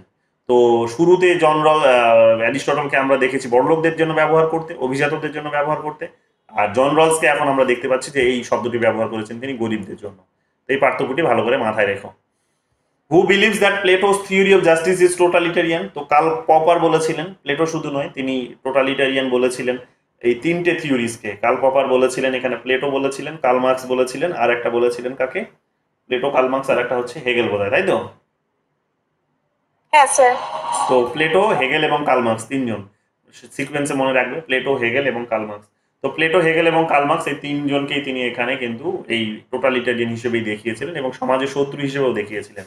ঠিক আছে, এরা হচ্ছে সমাজের শত্রু, এরা হচ্ছে ওপেননেসের শত্রু। হ্যাঁ, ওপেননেসের শত্রু, যে খোলাখুলি ভাবে সমস্ত কিছু হচ্ছে এটাকে তারা সমর্থন করেনি। তো ওপেননেসের এরা হচ্ছে শত্রু। তো কার্ল পপার এই কথাটি বলেছিলেন। ঠিক আছে, এনিমি অফ দ্য ওপেননেস বলে একটা টার্মিনোলজি সেখানে তিনি দিয়েছিলেন, এইরকম কিছু একটা। Open society and its enemies. হ্যাঁ, open society and its enemies, এইরকম একটা টার্মিনোলজি তিনি দিয়েছিলেন, বইও লিখেছিলেন। তো সেখানে তিনি এই এনিমি যাদেরকে বলছেন তিনি, যে ওপেন সোসাইটির যারা এনিমি, শত্রু যারা, অর্থাৎ খোলাখুলি সমাজের বা ওপেন মুক্ত সমাজে যারা হচ্ছে যেখানে শত্রু, এই শত্রু কারা? শত্রু হচ্ছে তিনজনকে তিনি ডিনোটস করেছিলেন। একজন হচ্ছেন প্লেটো, দ্বিতীয় জন হচ্ছেন হেগেল এবং তৃতীয় জন হচ্ছে কার্ল মার্কস। এগুলো ভালো করে মাথায় রেখো। কেন এগুলো আমি তোমাদের তখন সেই সময় বলেছিলাম, একবার দেখে নিও। চলে আসো justice. Justice for Aristotle was the, এখানে কি বলছে? A complete virtue though not absolute, though not absolute. কি বলছে কি? যে অ্যারিস্টটল এখানে জাস্টিস বলতে কি বলেছিলেন? কমপ্লিট ভার্চু বলেছিলেন। কমপ্লিট ভার্চু মানে সম্পূর্ণ গুণ যার আছে। সম্পূর্ণ গুণ বলতে কি বোঝায়? না, সমাজে যারা বেটারমেন্ট ভাবতে পারে, কোয়ালিটিকে এনশিওর করতে পারে, কোয়ান্টিটি নয় কোয়ালিটিকে যারা এনশিওর করতে পারে, তো এই ধরনের নৈতিকতা যাদের মধ্যে আছে, হ্যাঁ, তো নৈতিকতা যারা সমাজের জন্য উন্নতি করতে পারে, তো সেই সমস্ত মানুষদেরকে তিনি রিনোট করেছিলেন। যদিও সেটা চরম নয়, তিনি বলেছিলেন যদিও সেটা চরম নয়। তো আমরা দেখেছি যে তিনি সেই সময় পরে যদিও তিনি ওই অ্যারিস্টোক্র্যাট এবং অলিগার্কি এই দুটোকে নিয়ে আর একটা নতুন ফর্ম তৈরি করেছিলেন, যেটাকে তিনি বলেছিলেন পলিটি। তো পলিটি তার মতে সেখানে বেস্ট ফর্ম হিসেবে কিন্তু উঠে এসেছিল। তো এগুলো একটু ভালো করে মাথায় রেখো, এগুলো বারবার পরীক্ষায় জানতে চায়। চলে আসো 25 নম্বর কোয়েশ্চেন্সে কি বলছে? A set of principle of justice which belong to belong to the unwritten part of law is described as. তো এটা natural justice. Unwritten part of law, unwritten part যেটা লেখা হয় না ল এর মধ্যে, তো সেগুলো কি? সেগুলো ন্যাচারাল জাস্টিস। তো ন্যাচারাল জাস্টিস যেগুলো লেখা হয় না, যেগুলো অটোমেটিক হয়ে ওঠে, অটোমেটিক হয়ে ওঠে। যেমন ধরে নাও যে একটা তোমাকে আইন যদি তৈরি করতে হয়, তো আইন তৈরি করার পদ্ধতি কি? পদ্ধতি হচ্ছে যে তোমাকে সমস্ত এক্সিস্টিং যে সমস্ত এভিডেন্সগুলো আছে সেগুলো দেখতে হবে, শুনতে হবে, সমস্ত পক্ষকে তোমাকে শুনতে হবে, জানতে হবে, তারপরে সিদ্ধান্ত নেবে। তো এইরকম ভাবে এটা কি হয়ে যায়? এগুলো ন্যাচারাল হয়ে যায়। তো এগুলো তার কোথাও লেখার প্রয়োজন নেই, এগুলো কিন্তু নিয়ম, একটা সাধারণ নিয়ম। এগুলো একটা সাধারণ নিয়ম, এই নিয়মটাকেই তোমাকে ফলো করতে হবে। ঠিক আছে, তো এইরকম ভাবে আমরা দেখতে পাবো যে জাস্টিসের সঙ্গে ন্যাচারাল, এই আনরিটেন পার্টের সঙ্গে লয়ের সঙ্গে ন্যাচারাল জাস্টিসের পার্টটাই কিন্তু জড়িত। চলে আসো পরের প্রশ্ন কি বলছে এখানে?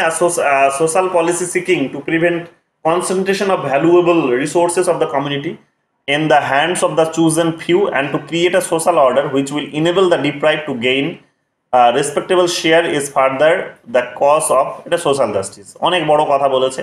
কি বলছে আরেকবার বোঝাচ্ছি, দেখো। আর social policy seeking, social policy seeking এরই যখন কথা বলেছে না, তখনই বুঝে নাও এখানে যে এটা সোশ্যাল জাস্টিসেরই কথা বলবে, সোশ্যাল জাস্টিসেরই কথা বলবে। অর্থাৎ সোসাইটিতে যারা এগিয়ে আসতে পারছে না তাদের জন্য বিশেষ কতগুলো সুযোগ সুবিধা। কি বলছে দেখো? Social policy seeking to prevent concentration of valuable resources to the community in the hands of the chosen few. যে কিছু মানে কিছু পছন্দ করা মানুষের হাতে যে সমস্ত ক্ষমতাগুলো আছে তাদের হাত থেকে কেড়ে নিয়ে যখন সাধারণ মানুষের হাতে দেবে এবং তার জন্য যে নিয়ম কানুনগুলো তুমি নিয়ে আসবে, তখন সেটাকে কিন্তু সোশ্যাল জাস্টিসেরই পার্ট হিসেবে দেখানো হয়। এই বলে দিয়েছে যে দেখো, enable the deprive to gain the respectable share. যারা বঞ্চিত আছে তাদেরকে তাদেরকে তুমি কি কি দিয়ে দেবে? যে তাদেরকে তুমি অংশ দেবে, কিছু অংশ লাভ করতে সাহায্য করবে। ঠিক আছে, তো এটা সোশ্যাল জাস্টিসের কারণেই হয়। অর্থাৎ সামাজিক ন্যায়ের মধ্য দিয়েই বলতে পারো, বা আইডিয়ার মধ্য দিয়ে এটা কিন্তু করা হয়, যে যাদের হাতে আছে তাদের হাত থেকে কিছু কেড়ে নিয়ে যারা বঞ্চিত, ডিপ্রাইভ যারা, তাদের হাতে দিয়ে দাও। তো ওটাই এখানে বোঝানো হচ্ছে। তো এটা হচ্ছে সোশ্যাল জাস্টিসের কনসেপ্ট। ঠিক আছে, ওটাই হচ্ছে সোশ্যাল জাস্টিসের কনসেপ্ট। আমাদের দেশে কিন্তু কমপ্লিটলি এটা হয় না। তোমরা দেখতে পাবে যে মধ্যবিত্তদের উপর ট্যাক্সটা বসছে, বা গরিব মানুষের উপর অত্যধিক বেশি পরিমাণে ট্যাক্স বসছে, কিন্তু বড়লোক যারা আছে তাদের উপর কিন্তু এত ট্যাক্স সরকার বসাতে চাইছে না বা পারছে না।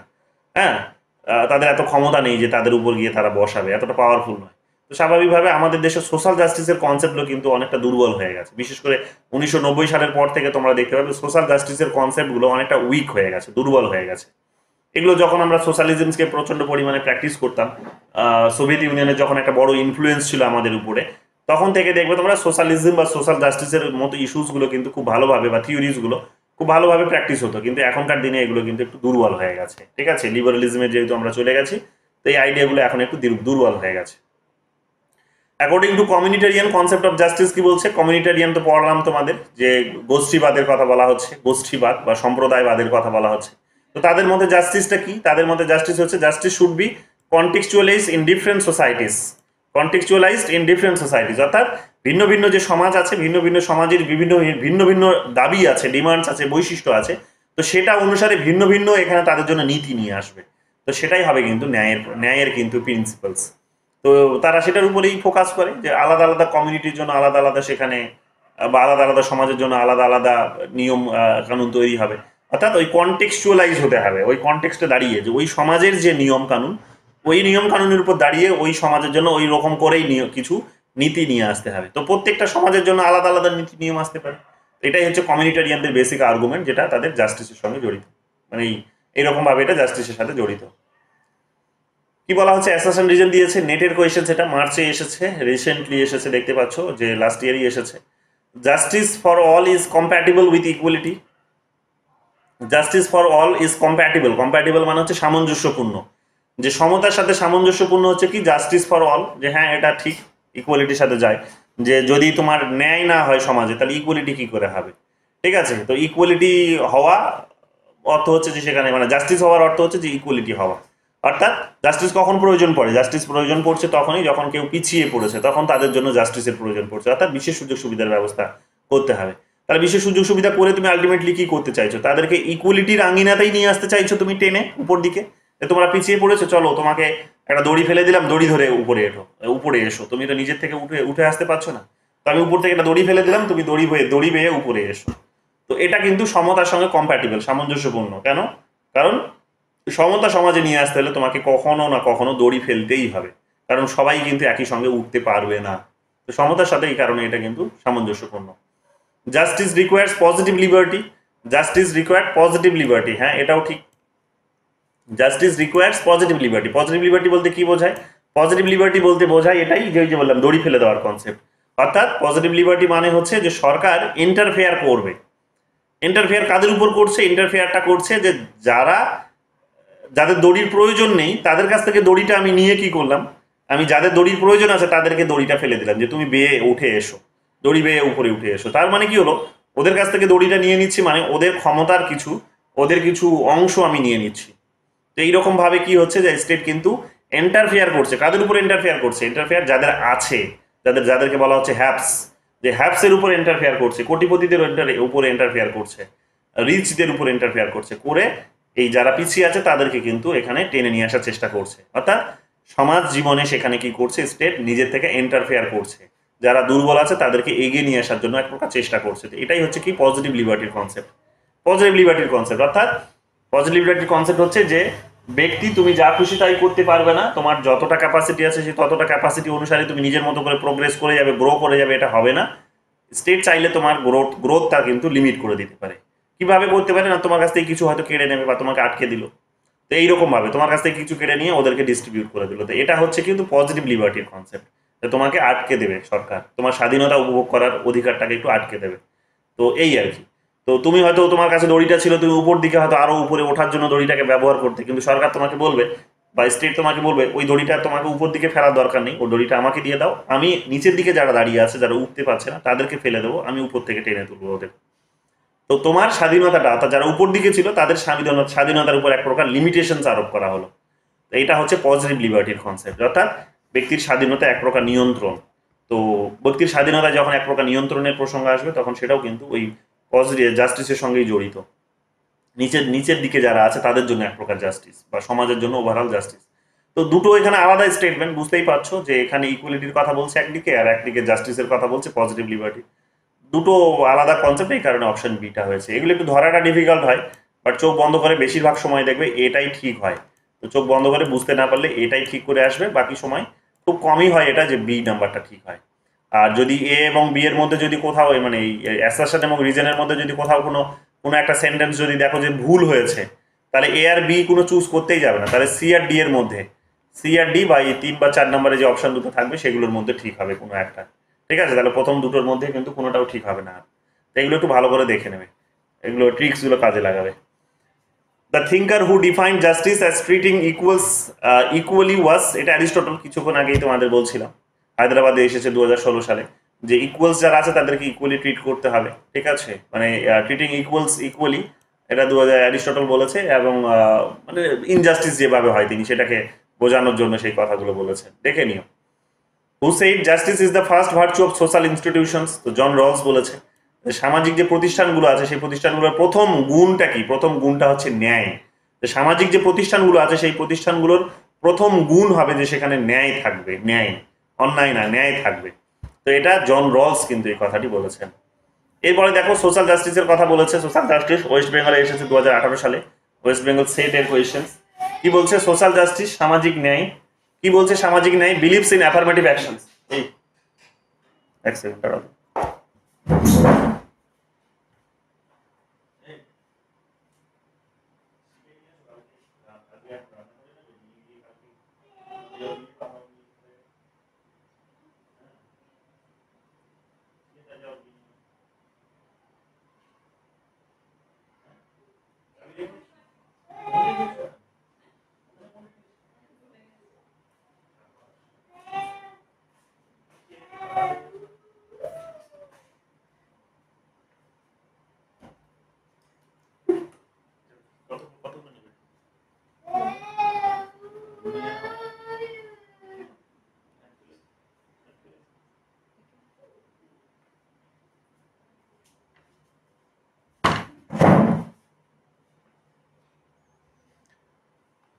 তো সোশ্যাল জাস্টিস বলতে কি বলছে, believes in affirmative actions. Affirmative actions বলতে কি বোঝায়, যে এই যে যারা পিছিয়ে পড়েছে তাদের জন্য বিশেষ সুযোগ সুবিধার ব্যবস্থাটিকে অ্যাফার্মেটিভ অ্যাকশনস বলা হয়। যে স্টেট যখন তাদের জন্য বিশেষ কোনো সুযোগ সুবিধা প্রদান করে তখন সেটা হয়ে যায় অ্যাফার্মেটিভ অ্যাকশনস। এগুলো আম্বেদকরকে তোমরা এগুলো চর্চা করতে দেখবে, আম্বেদকরের আলোচনা আমরা করেছি, তখন এই টার্মিনোলজিটি নিয়ে চর্চা হয়েছে। আমাদের ইন্ডিয়ান কনস্টিটিউশনে অ্যাফার্মেটিভ অ্যাকশনস এরকম অনেকগুলোই আছে, বিশেষ করে এসসি এসটিদের জন্য রিজার্ভেশনের ব্যবস্থা থেকে শুরু করে, মহিলাদের জন্য রিজার্ভেশনের ব্যবস্থা থেকে শুরু করে বিভিন্ন বিষয়গুলো, যেগুলো যে তারা নিজেরা উঠে আসতে পারছে না উপর দিকে, তো তাদেরকে উপর দিকে উঠে আসার জন্য বিশেষ কতগুলো সেখানে সুযোগ প্রদান করা হলো, স্পেশাল কতগুলো অপরচুনিটিস প্রদান করা হলো, তো এগুলোকেই বলা হচ্ছে অ্যাফার্মেটিভ অ্যাকশনস। চলে আসো তারপর 32 নম্বর কোয়েশ্চেন কি বলছে, Rawls arrange the principle of justice in lexical priority in this order. তো এটা দেখে নাও একটু, এগুলো সব মুখস্থ করার বিষয়। Liberal principles, sorry liberty principles, fair equality of opportunity and difference principal, এটাকেই লেক্সিক্যাল প্রায়োরিটি বলেছেন, ঠিক আছে। প্রথমে কি লিবার্টি প্রিন্সিপালস, লিবারাল প্রিন্সিপালস মানে সবার, লিবার্টি প্রিন্সিপালস সবার সবাই সমান, এখানে কোনো ভেদভাব হবে না, সবাই সমান সেখানে, ঠিক আছে, সবাই সমান, কোনো ভেদভাব হবে না। তারপর হচ্ছে কি ফেয়ার ইকুয়ালিটি অফ অপরচুনিটি, ঠিক আছে, সুযোগের সবার কাছে সমান সমানতা থাকবে, যে সবাই সমান সুযোগ সুবিধা পাবে। আর তারপরেও যখন তাদের উন্নতি হচ্ছে না তখন এখানে ডিফারেন্স প্রিন্সিপাল অ্যাপ্লাই হবে, অর্থাৎ যারা উঠে আসতে পারছে না সাধারণ এই দুটো প্রিন্সিপালের মধ্য দিয়ে, তখন তাদেরকে বিশেষ কতগুলো সুযোগ সুবিধা প্রদান করা হবে। তো এই প্রিন্সিপালের কথা তিনি বলেছিলেন জাস্টিস এনশিওর করার জন্য। ওয়েস্ট বেঙ্গল সেটের কোয়েশ্চেন 2023 সালে এসেছে, দেখো কি বলছে, John Rawls theory of justice combines, তো কোনগুলো, যেমন liberal or associational socialist, liberal or associational socialist democracy, এটা ঠিক, লিবারাল অর অ্যাসোসিয়েশনাল সোশ্যালিস্ট ডেমোক্রেসির, মার্কেট ইকোনমির কথা বলেছেন, এবং রিডিস্ট্রিবিউটিভ ওয়েলফেয়ারিজম, ওই যে যেটা তিনটে এখানে যে শব্দ পড়লে এই তিনটে শব্দকেই ওখানে অন্য নামে এখানে কিন্তু বলা হচ্ছে এক প্রকার। কি কি থাকবে, লিবারাল থাকবে বা liberal or associational socialist democracy, market economy থাকবে, মার্কেট ইকোনমি মানে সরকার কিছু করবে না, রাষ্ট্র কিছু করবে না, মার্কেটের হাতেই সমস্ত কিছু ছেড়ে দেবে। যেমন দেখবে সরকার সমস্ত কোম্পানিজগুলো সরকারের হাতে যেগুলো ছিল সব ধীরে ধীরে বিক্রি করে দিচ্ছে, তো মার্কেটের হাতে দিয়ে দিচ্ছে, মার্কেট নিজের মতো করে লাভ এবং লোকসানের হিসাব করে, প্রফিট এবং লসের হিসাব করে নিজের মতো করে সে চালাবে, স্টেট আর ওখানে কিছু করবে না। তো এটা, এবং সেখানে যখন হবে না, সেই মার্কেটে যখন নিজেকে কেউ ফিট করাতে পারবে না, যখন সে লাভ করতে পারবে না, তখন কি হবে না, বা হয়তো ক্রেতা এবং বিক্রেতার মধ্যে যদি কোনো ইয়ে না থাকে, ক্রেতা এবং বিক্রেতার মাঝে যদি কোথাও গিয়ে কোনো একটা ব্রেক দেখা দেয়, যদি কোনো সমস্যা দেখা দেয়, তখন আমরা কি দেখতে পাবো, তখন আমরা দেখতে পাবো যে স্টেট তখন রিডিস্ট্রিবিউট করার চেষ্টা করবে। যেমন দেখবে মাঝে মাঝে পেঁয়াজের দাম বেড়ে গেলে দেখবে মমতা ব্যানার্জি রাস্তায় নেমে পড়ে, বাজারে ঘুরে ঘুরে তখন সেখানে মার্কেট অবজার্ভ করার চেষ্টা করে, এবং সেটাকে তখন কি করার চেষ্টা করে, তখন নিয়ন্ত্রণ করার চেষ্টা করে, অর্থাৎ পেঁয়াজের দামটা হয়তো কমিয়ে দিল, সরকারিভাবে তখন ডিস্ট্রিবিউট করা হচ্ছে, হ্যাঁ, এই সমস্ত বিষয়গুলো তখন, বা হয়তো কিছু কিছু বিষয় তখন রেশনের দোকানের মধ্য দিয়ে সেগুলো ডিস্ট্রিবিউট করার চেষ্টা করা হয়, তো রিডিস্ট্রিবিউট এইরকমভাবে করা হয়। তো ওগুলো তোমরা এখানে দেখতে পাবে, তো এগুলো তার আলোচনার একেবারেই মূল বিষয়বস্তু, এগুলো তার বেসিক প্রিন্সিপালস। 34-এ চলে আসো। 34 কি বলছে? Plato's justice theory is based on, তো Plato's theory of justice based on, এটা হচ্ছে এডুকেশনের উপর নির্ভরশীল, শিক্ষার উপর নির্ভরশীল। তো তিনি শিক্ষিতদের উপর অত্যধিক বেশি গুরুত্ব দিয়েছেন। তোমরা জানো যে তিনি প্রত্যেকটা স্টেজে মানে সোসাইটিকে তিনি তিনটে ভাগে ভাগ করেছিলেন।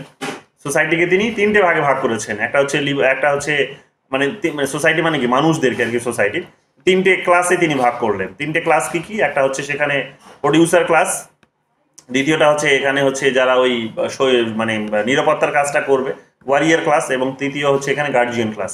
তো তিনটে ক্লাসের তিনি কিন্তু ক্লাসিফিকেশন করলেন, এবং তিনটে ক্লাসের জন্য আলাদা আলাদা শিক্ষার ব্যবস্থা তিনি করলেন, যে তারা শিক্ষার মধ্য দিয়ে কি করবে, প্রপার তাদের নিজেদের ডিউটি সম্পর্কে তারা সচেতন হবে, তারা তাদের নিজেদের কাজ সম্পর্কে সচেতন হবে, এবং প্রত্যেকে তাদের নিজেদের এই ধরনের শিক্ষার মধ্য দিয়ে তারা যখন নিজেদের দায়িত্বগুলো সম্পাদন করবে, তখনই গিয়ে কি হবে, সোসাইটিতে ফোর্থ ভার্চুটা জেনারেট হবে, যেটাকে বলা হচ্ছে জাস্টিস।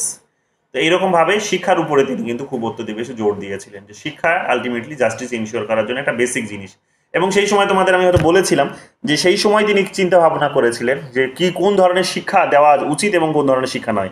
অর্থাৎ এখনকার দিনে যদি প্লেটো বেঁচে থাকতেন, তো এই সমাজটাকে তো মানে মানে চরম রকম ভাবে একটা খারাপ সমাজ হিসেবে তিনি ডিনোটস করতেন। কেন? কারণ তখনকার দিনে তিনি ওই এই বিভিন্ন বাদ্যযন্ত্রকে একসঙ্গে বাজানোর মতো যে মানে বিভিন্ন যে ইনস্ট্রুমেন্টগুলোকে বলা হচ্ছে, বিভিন্ন ইনস্ট্রুমেন্টগুলো যে একসঙ্গে বাজিয়ে যে সুর তৈরি করা হয়, সেগুলো ব্যান করে দিয়েছিলেন, বলেছিলেন ওগুলো চলবে না। কবিতা পাঠ করা বন্ধ করে দিয়েছিলেন। তিনি বলেছিলেন যে ওনার যে আদর্শ সমাজ, আদর্শ রাষ্ট্র, সেই আদর্শ রাষ্ট্রে কি থাকবে না, আদর্শ রাষ্ট্রে সেখানে কিন্তু ওনার বক্তব্য হচ্ছে যে সে আদর্শ রাষ্ট্রে কবিতা পাঠ হবে না। কেন কবিতা পাঠ হবে না? কারণ কবিতা পাঠ করলে, কবিতা যেভাবে তৈরি করা হয় তাতে শুধু ওই শব্দের সঙ্গে শব্দ মিলন ঘটিয়ে একটা একটা অনর্থক কিছু তৈরি করা হয়, একটা অভ্রান্ত কিছু তৈরি করা হয়। এটা আলটিমেটলি কোনো কিন্তু বিশেষ অর্থ বহন করে না এবং কোনো উন্নতি নিশ্চিত করে না। তো এই কারণে তিনি তখন ওই ধরনের শব্দের মিলন ঘটিয়ে, ছন্দ ঘটিয়ে, যে এখানে যে কবিতার মতো যে একটা কনসেপ্ট, এইগুলোকে তিনি ব্যান করে দিয়েছিলেন। মিউজিক কেন ব্যান করেছিলেন? কারণ মিউজিক ব্যান করেছিলেন তার কারণ আমাদের বিভিন্ন ইনস্ট্রুমেন্টকে বাজিয়ে যে মিউজিক, তো সেগুলোকে ব্যান করে দিয়েছিলেন তার কারণ এগুলো মানুষের মধ্যে উদ্রেক সৃষ্টি করে, ইমোশনস জেনারেট করে, এবং ইমোশনাল মানুষকে তিনি কখনোই পছন্দ করেননি। এই কারণে তিনি ফিলোসফার্সদের পছন্দ করেছেন, যারা অত্যধিক বেশি ধীর হয়, শান্ত হয়, চিন্তা ভাবনাশীল হয়, এবং তাদের অগাধ পাণ্ডিত্য থাকে, বিশেষ করে এই ধরনের পাণ্ডিত্য যে সে নিজেকে কিভাবে কন্ট্রোল করবে, সমস্ত পরিস্থিতিতে সে নিজেকে কিভাবে শান্ত রাখবে, সেই ধরনের। এবং তারপরেও ওই কঠিন পরিস্থিতিতেও সে কী করে নিজেকে শান্তভাবে ডিসিশনসটা নিতে পারবে, ভুলভাল কিছু বলবে না, আবেগের বশে কথা বলবে না, রাগের বশে কথা বলবে না, হিংসার বশে কথা বলবে না, ঠিক আছে? এই ধরনের এক ধরনের মানুষকে তিনি চেয়েছিলেন যে তারা রাষ্ট্র পরিচালনা করুক। তো এইরকমভাবে তিনি প্রত্যেকের জন্য শিক্ষার ব্যবস্থা করেছিলেন, এবং আলটিমেটলি প্রত্যেকের এই শিক্ষাগুলোই তাদের নিজেদের গুণও বটে। তো এইরকমভাবে আলটিমেটলি কী হবে, সমাজে ফোর্থ ভার্চু জেনারেট হবে, যেটা তিনি বলেছিলেন জাস্টিস। তো এগুলো ভালো করে মাথায় রেখো। তো যাই হোক, আজকের দিনে যেমন এইভাবে একবারে 100 রকমের ইনস্ট্রুমেন্ট নিয়ে যেভাবে এখানে গান বাজনা তৈরি করা হয়, ছন্দ তৈরি করা হয়, মিউজিক তৈরি করা হয়, তো সেই ধরনের কনসেপ্টগুলো যদি তিনি দেখেন, তাহলে তো ব্যাস, তিনি হয়তো এখন সুসাইডই করে ফেলতেন। এই ধরনের রাষ্ট্র ব্যবস্থা আমি দেখতে চাইনি। যাই হোক, Plato justice theory based on, এখানে বলছে ফাংশনাল স্পেশালাইজেশন, যে এক্ষুনি বললাম যে কার কি কাজ হবে তার নির্দিষ্ট কাজ তিনি বেঁধে দিয়েছেন, বিশেষ কাজ তিনি বেঁধে দিয়েছেন, সেই স্পেশাল কাজগুলোই সে সেখানে করবে। তারপর বলছে non interference by various classes in each others duty, যে প্রত্যেকের কাজ বেঁধে দিয়েছেন, তাদের নিজেদের কাজেই তারা করবেন, অন্যের কাজে কেউ হস্তক্ষেপ করবে না, অর্থাৎ প্রডিউসাররা কখনো গিয়ে ওয়ারিয়ারের ক্লাসে হস্তক্ষেপ করবে না, ওয়ারিয়াররা গিয়ে কখনো কিন্তু গার্জিয়ানের ক্লাসে হস্তক্ষেপ করবে না। অর্থাৎ প্রত্যেকের স্পেশালাইজড যে কাজগুলো বেঁধে দেওয়া হয়েছে, ফাংশনস বেঁধে দেওয়া হয়েছে, সেই ফাংশনসই তারা করবে, তাদের ডিউটিটা, কর্তব্য তারা পালন করবে, এবং এইরকমভাবে একটা হারমোনি বজায় থাকবে। একটা হারমোনি মানে হচ্ছে বলতে পারো যে একটা ঐক্য বা সৌভ্রাতৃত্ব, এই সমস্ত কনসেপ্টগুলোকে ডিনোট করে বেসিক্যালি। তো একটা একটা ইউনিটি বজায় থাকবে। তো এইরকমভাবে কি হবে না, এইরকমভাবে তিনি একটা আদর্শ সমাজের কিন্তু চিন্তা ভাবনা করেছিলেন, যেটাকে এখানে জাস্টিস বা জাস্ট পূর্ণ সমাজ হিসেবে তিনি এটাকে রূপদান দিয়েছিলেন বা নামকরণ করেছিলেন। যাই হোক, এখানে দেখো তারপরে নেটের কোয়েশ্চেন 2024 সালে এসেছে, ঠিক আছে? নেট জুন 2024 পেপার 2-তে এসেছে। এখানে এটা এসেছে কেন, ও জাস্টিস শব্দটি আছে ওই কারণে এটা ঢুকে গেছে। এটা আমি স্কিপ করছি, এটা তোমাদের আমি আলোচনাও করেছি এটা তোমাদের, ঠিক আছে? এটা ক্রোনোলজিক্যালি সাজাতে বলেছে, ঠিক আছে? এটা ইউনিট 7 এর কোয়েশ্চেন্স, এটা দেখে নিও, ঠিক আছে, এটা যেমন এটাতেই বেরিয়ে যাবে, এটাতেই বেরিয়ে যাবে। এটা বলেছে যে চিফ জাস্টিস যারা ছিলেন ভারতের তাদেরকে সিকোয়েন্সে সাজাতে বলেছে। তো সবার আগে যিনি তিনি হচ্ছেন Harilal J Kenya. Harilal J কেনিয়ার নামটা যেখানে থাকবে সেটাই ঠিক হবে, সবার আগে যেখানে থাকবে সেখানে। তো দেখো এ এক জায়গায়, এখানে এক জায়গাতেই আছে, এ সবার প্রথমে এক জায়গাতেই আছে, তো এই কারণে অপশন এটাই ঠিক। বাকিগুলো দেখে নিও, এগুলো অন্য একটা আলোচনা, ইন্ডিয়ান কনটেক্সটে, ইন্ডিয়ান কনস্টিটিউশনের কনটেক্সটের আলোচনা, এগুলো দেখে নিও। Rawls principle of distributive justice is based on the Notion of, এটা প্রিফারেন্স প্রিন্সিপাল, এক্ষুনি তোমাদের বললাম। চলে আসো তারপরে 38 নম্বর কোয়েশনসে মহারাষ্ট্র সেটে এসেছে 2021 সালে। হু ইলেক্টস দ্য জাজেস of the international court of justice, যেহেতু জাস্টিস শব্দটি আছে তাই ঢুকে গেছে। তো দেখে নাও একবার, UN general assembly and UN security council, অর্থাৎ সাধারণ সভা এবং নিরাপত্তা পরিষদ। সাধারণ সভা, জাতিপুঞ্জের সাধারণ সভা এবং নিরাপত্তা পরিষদ কি করে, আন্তর্জাতিক বিচারালয়ের যারা হচ্ছে বিচারপতি আছেন তাদেরকে নির্বাচিত করে, নির্বাচনের কাজটা তারা কিন্তু করেন, এই দুটো বডি করে। এগুলো ভালো করে মাথায় রেখে, এগুলো খুব গুরুত্বপূর্ণ প্রশ্ন, এগুলো আসতে পারে। Rawls concept of justice is based on, এটা আবার দেখো রিপিট করেছে, এটা মহারাষ্ট্রে ডিফারেন্স প্রিন্সিপাল। তারপরে দেখো এখানে marks concept of justice demand, marks concept of justice demands এখানে কি বলেছে দেখো, এখানে বলেছে বি এন্ড ডিটা ঠিক কেন, দেখে নাও। Marx concept of justice demand কি কি, অর্থাৎ মার্কস জাস্টিস বলতে কোন বিষয়গুলোকে ডিনোটস করেছেন যে বিষয়গুলো, সেটা হচ্ছে বি নাম্বার আগে বলছে দেখো, অ্যাবলিশন অফ ক্লাস স্ট্রাকচার, যে শ্রেণী কাঠামো যেটা আছে সমাজের মধ্যে, যে শ্রেণী কাঠামো আছে সেটার আগে অবলুপ্তি ঘটাতে হবে। অর্থাৎ এখানে লেবার ক্লাস এবং এখানে ক্যাপিটালিস্ট ক্লাসের যে কনসেপ্ট আছে, এই লেবার এবং ক্যাপিটালিস্ট ক্লাসের এই কাঠামোটিকে ভাঙতে হবে, সবার আগে এটা ভাঙতে হবে। তারপর তিনি কি বলছেন, placing means of production under state control, এটা ভেঙে দিয়ে কি করতে হবে, এই যে মানে মিনসগুলো যেগুলো আছে, মিনসগুলো অর্থাৎ প্রোডাকশনের যে মিনসগুলো, যে টাকা পয়সা যেগুলো, যন্ত্রপাতি যেগুলো এই কোটিপতিরা তৈরি করে রেখেছে, সেখানে তাদের হাত থেকে ওগুলো কেড়ে নিয়ে কি করতে হবে, এটা স্টেটের হাতে দিয়ে দিতে হবে, অর্থাৎ এই কাঠামোটাকে ভাঙতে হবে।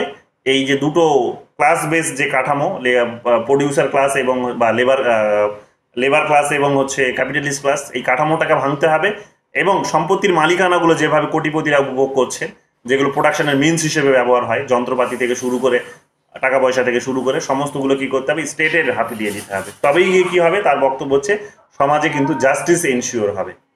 ঠিক আছে, সমাজে জাস্টিস কিন্তু তবেই গিয়ে এনশিওর হবে, তার আগে কিন্তু হবে না। তো এগুলো একটু দেখে নিও, ঠিক আছে।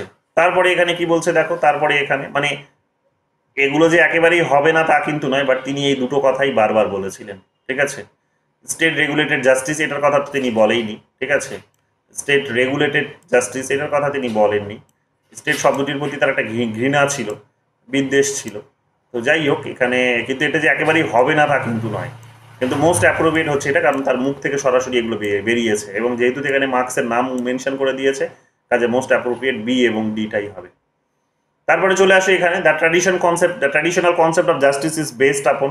তো traditional concept of justice is based আপন এথিক্যাল। কেন এথিক্যাল, আমি এক্ষুনি বললাম যে এথিক্সের যখনই প্রসঙ্গ আসবে তখন নীতি নৈতিকতার প্রসঙ্গ আসবে, নীতি নৈতিকতার যখন প্রসঙ্গ আসবে তখন অভিভাবকের প্রসঙ্গ আসবে। অভিভাবকই এবং একমাত্র পারে এই নীতি নৈতিকতাগুলোকে ঠিক করে দিতে। তো আগেকার দিনে কি হতো বা এখনো যেটা হয় আমাদের, যে আমাদের জন্য ন্যায় কোনটা হবে, আমাদের জন্য উচিত কোনটা হবে, সেটা কি করে আমাদের পিতামাতারা ঠিক করে দেয়। এবং যদি সমাজের কথা বলো, পরিবারের কথা বলো, কমিউনিটির কথা বলো, তাহলে সেটার জন্য কিন্তু স্টেট ঠিক করে দেয়। তো এইরকম ভাবে আমরা দেখতে পাবো কি আগেকার দিনে কি হতো, আগেকার দিনে জাস্টিস কিভাবে হবে, তো সেটা ইনশিওর করার দায়িত্বটা শুধুমাত্র স্টেটেরই ছিল, কারণ স্টেট বেসড আলোচনাগুলো হতো অত্যধিক বেশি, যেটাকে বলা হয় আমাদের আইডিয়ালিস্টিক ডিসকোর্স, আইডিয়ালিস্টিক ডিসকাশনস যেটাকে বলা হয়। ঠিক আছে, তো এই আইডিয়ালিস্টিক ডিসকাশনে কি হতো না, স্টেটই ডিসাইড করে দিত যে তোমার জন্য কোনটা ঠিক কোনটা ভুল, কোনটা তোমার করা উচিত কোনটা তোমার করা উচিত নয়, কোনটা তোমার জন্য ভালো হবে কোনটা তোমার জন্য খারাপ হবে। তো এটা স্টেট ঠিক করে দিত। মনে করে দেখো প্লেটোর কথা, প্লেটো তো এটাই করলেন যে পার্টিকুলার ওই ক্লাসকে কি করতে হবে সেটা তিনি ঠিক করে দিচ্ছেন, পার্টিকুলার একটা ক্লাসকে কি কাজ, কোন কাজ করতে হবে সেটা কিন্তু তিনি নিজে ঠিক করে দিচ্ছেন তিনি। তো স্বাভাবিকভাবে বুঝতেই পারছো যে যখন এটা তারা ঠিক করে দিচ্ছে যে এটাই তোমার জন্য ঠিক, এটাই তোমার জন্য সঠিক নীতি, তো তখন সেটা কিন্তু এথিক্যাল হয়ে যায়। তো এথিক্যাল মানে নৈতিকতা, তো এটাই একটা কম্প্যাটেবল ওয়ার্ড। তো আগেকার দিনে ন্যায় বিচারকে এইরকম ভাবে ভাবা হতো, প্লেটো যেভাবে ভেবেছিল। তো স্টেটের যে কনসেপ্টগুলো আমরা দেখতে পাবো সেখানে কিন্তু এই এথিক্যাল কনসেপ্টটাই ছিল। কিন্তু 1920 সালের পর থেকে তোমরা দেখতে পাবে, থিওরিটিক্যালি বলি, যদি থিওরিটিক্যালি যদি বলি তাহলে 1920 সালের পর থেকে তোমরা দেখতে পাবে এর মধ্যে একটা ব্রেক দেখা গেছে, যখন থেকে এম্পেরিক্যাল রিভলিউশন শুরু হলো, যখন থেকে বিহেভিয়ারাল রিভলিউশন শুরু হলো, যখন ডেভিড ইস্টার্ন বিহেভিয়ারালিজমসকে এগিয়ে নিয়ে আসলেন এবং একটা বড় ইন্টেলেকচুয়াল রিভলিউশন এসে পড়লো, তখন আমরা দেখতে পাবো কি যে ওই নর্মেটিভ আলোচনা থেকে বেরিয়ে, ট্র্যাডিশনাল আলোচনা থেকে বেরিয়ে, এথিক্যাল আলোচনা থেকে বেরিয়ে এসে তখন স্টেট আর বলে দেবে না, এটা ডিসাইড করা হলো যে স্টেট আর বলে দেবে না যে কোনটা ঠিক কোনটা ঠিক নয়, কোনটা উচিত কোনটা অনুচিত নয়, কোনটা ন্যায় কোনটা অন্যায়, এটা স্টেট বলে দেবে না। এটা কি করতে হবে না, এটা এখন পলিটিক্যাল সায়েন্টিস্টরা বা স্টেটে যারা থাকবে তারা এখন শুধু ব্যাখ্যা বিশ্লেষণ করে দেবে, শুধু বিশ্লেষণ করবে, ব্যাখ্যা তো নয়, ব্যাখ্যাটা এই ট্র্যাডিশনাল কনসেপ্টে যারা বিশ্বাস করে তারা করতো, বিশ্লেষণ করে দেবে যে এটাতে এটা হয়, ওটাতে ওটা হয়, এটাতে সেটা হয়, এটাতে সেটা হয়, তোমার যেটা জন্য যেটা ভালো হবে তুমি সেটা করো। তো এখানে নৈতিকতার ফলে কোনো প্রসঙ্গ নেই, তোমাকে কেউ এখানে নির্দেশ দিচ্ছে না যে তোমাকে এটাই করতে হবে কারণ এটাই তোমার জন্য ঠিক, এই নির্দেশটা আর কেউ কাউকে দিচ্ছে না। তো এই কারণে এটা কিন্তু নৈতিকতার বাইরে, এটা কিন্তু বিহেভিয়ারাল একটা আলোচনা হয়ে গেল, এটা সায়েন্টিফিক একটা আলোচনা হয়ে গেল। তো এইরকম ভাবে আমরা দেখতে পাবো কি যে 1920 সালের পর থেকে যে থিওরিজ গুলো এসেছে সেগুলো অনেকটা বিহেভিয়ারাল আলোচনাকে উপর ফোকাস করে, এটা আমরা কিন্তু দেখতে পাবো। কিন্তু 1920 সালের আগের যে থিওরিটিক্যাল আলোচনা স্টেট রিলেটেড সেগুলো তোমরা দেখতে পাবে, এথিক্যাল আলোচনা সেগুলো ট্র্যাডিশনাল আলোচনা, সেখানে কিন্তু জাস্টিসকেও এই ট্র্যাডিশনালি এথিক্যালি কিন্তু ভাবা হতো। অর্থাৎ জাস্টিস তুমি যেটা তোমার জন্য ন্যায় সেটা কিন্তু অন্য কেউ, থার্ড পার্টি তোমার জন্য কিন্তু ডিসাইড করে দেবে, এবং সেটাকে সেটা হচ্ছে স্টেট, স্টেট ডিসাইড করে দিত, ওটাকেই ট্র্যাডিশনাল আলোচনার মধ্যে দেখা হচ্ছে। কি বলছে এখানে দেখো, এখানে দ্য জাজেস of the international court of justice are elected for a term of, এটা ইউনাইটেড নেশনস এর কোয়েশনস 9 ইয়ার্স, এটা দেখে নাও ভালো করে, বারবার এগুলো জানতে চাই। তারপরে চলে আসো, এখানে কি বলছে, John Rawls book theory of justice was published in 1971 সালে, তোমাদের লেখালাম, তোমরা দেখেছো একাধিকবার, এটা চর্চা হয়েছে প্রশ্নটিও।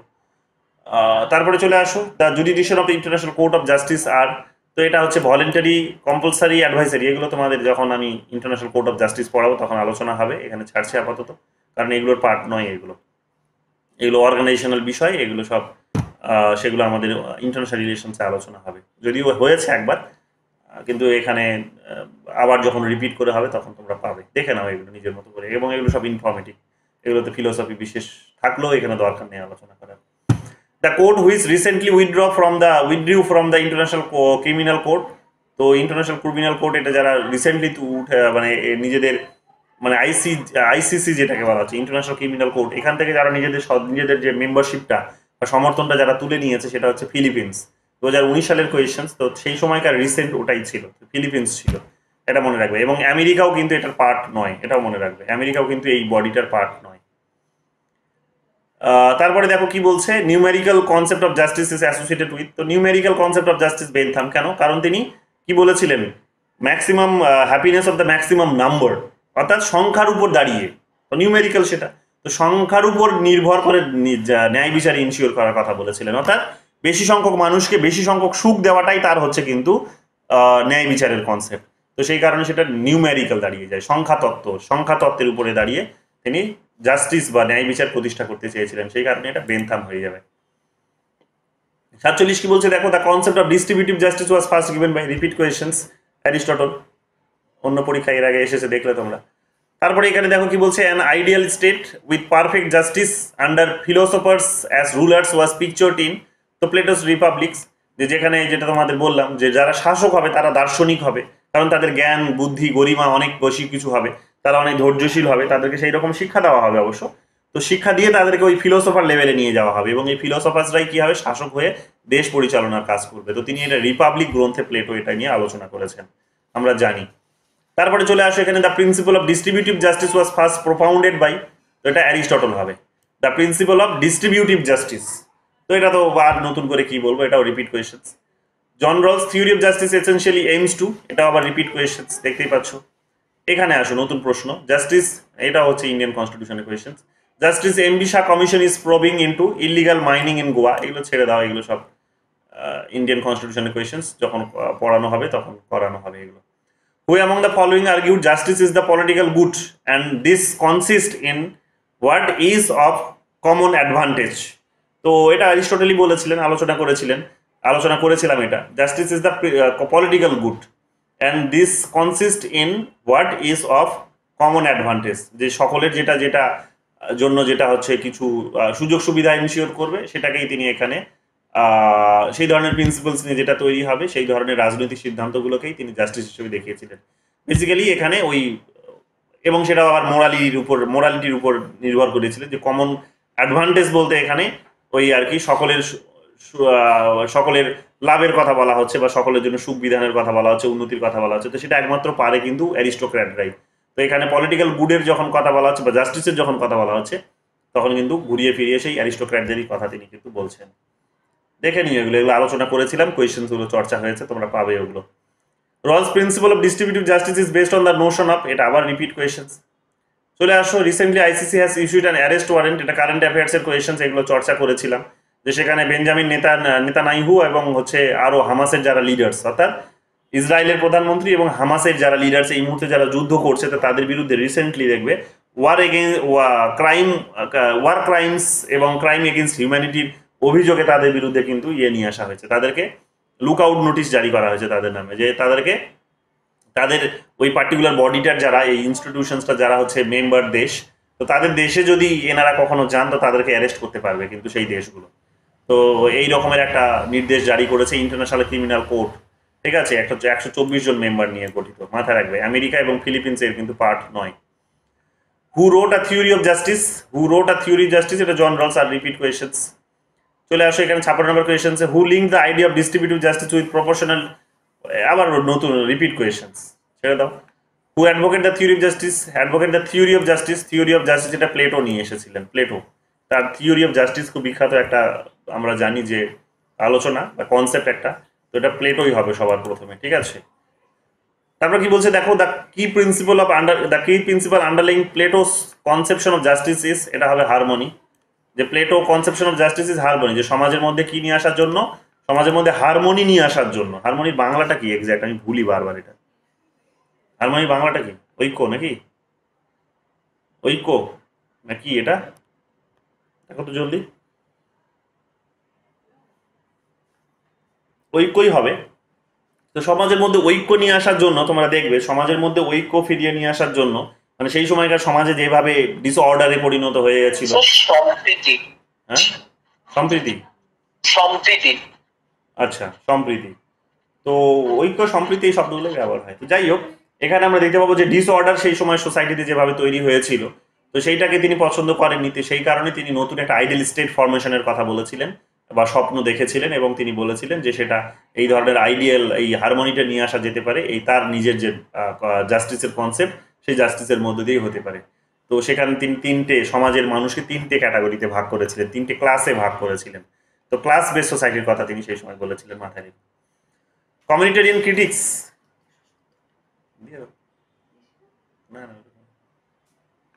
communitarian critics criticize liberal theory of justice for assuming that the individual self is, এটা হচ্ছে unencumbered. Communitarian critics liberal theories of justice for assuming that individual self is unencumbered. এগুলো বোধহয় আমরা আলোচনা করেছি, দেখে নিও। The theory of justice as fairness does not occur a positive role to, এটা হচ্ছে utility. A theory of justice as fairness, অর্থাৎ ন্যায্যতার যে মানে মানে ন্যায্য হিসেবে যে ন্যায়ের যে তত্ত্ব, ন্যায্যতা হিসেবে ন্যায়ের যে তত্ত্ব, সেটা কি বলছে, does not accord a positive role of, ইউটিলিটিকে সেটা কিন্তু দেখে না, ইউটিলিটিকে দেখে না, অর্থাৎ উপযোগিতাটাকে দেখে না। ইউটিলিটির কথা কে বলেছে? ইউটিলিটির কথা আমরা দেখতে পাবো সেখানে বেনথাম বলেছে, থমাস পেইন বলেছে। তো থমাস পেইন, বেনথামের মতো থিঙ্কার্সদেরকে আমরা কি দেখতে পাবো, যে সেখানে কিন্তু যখন ফেয়ারনেসের প্রসঙ্গ আসছে তখন কিন্তু সেটাকে ক্রিটিসাইজ করছে। কেন? কারণ ওরা সংখ্যা তত্ত্বের উপর জোর দিয়েছে, সংখ্যার জোরটাই বেশি। এক সেকেন্ড ধরো, কাকে দেবো? ওকে, কাটতে দেবো না, আমি তোমাকে দিয়ে দিচ্ছি।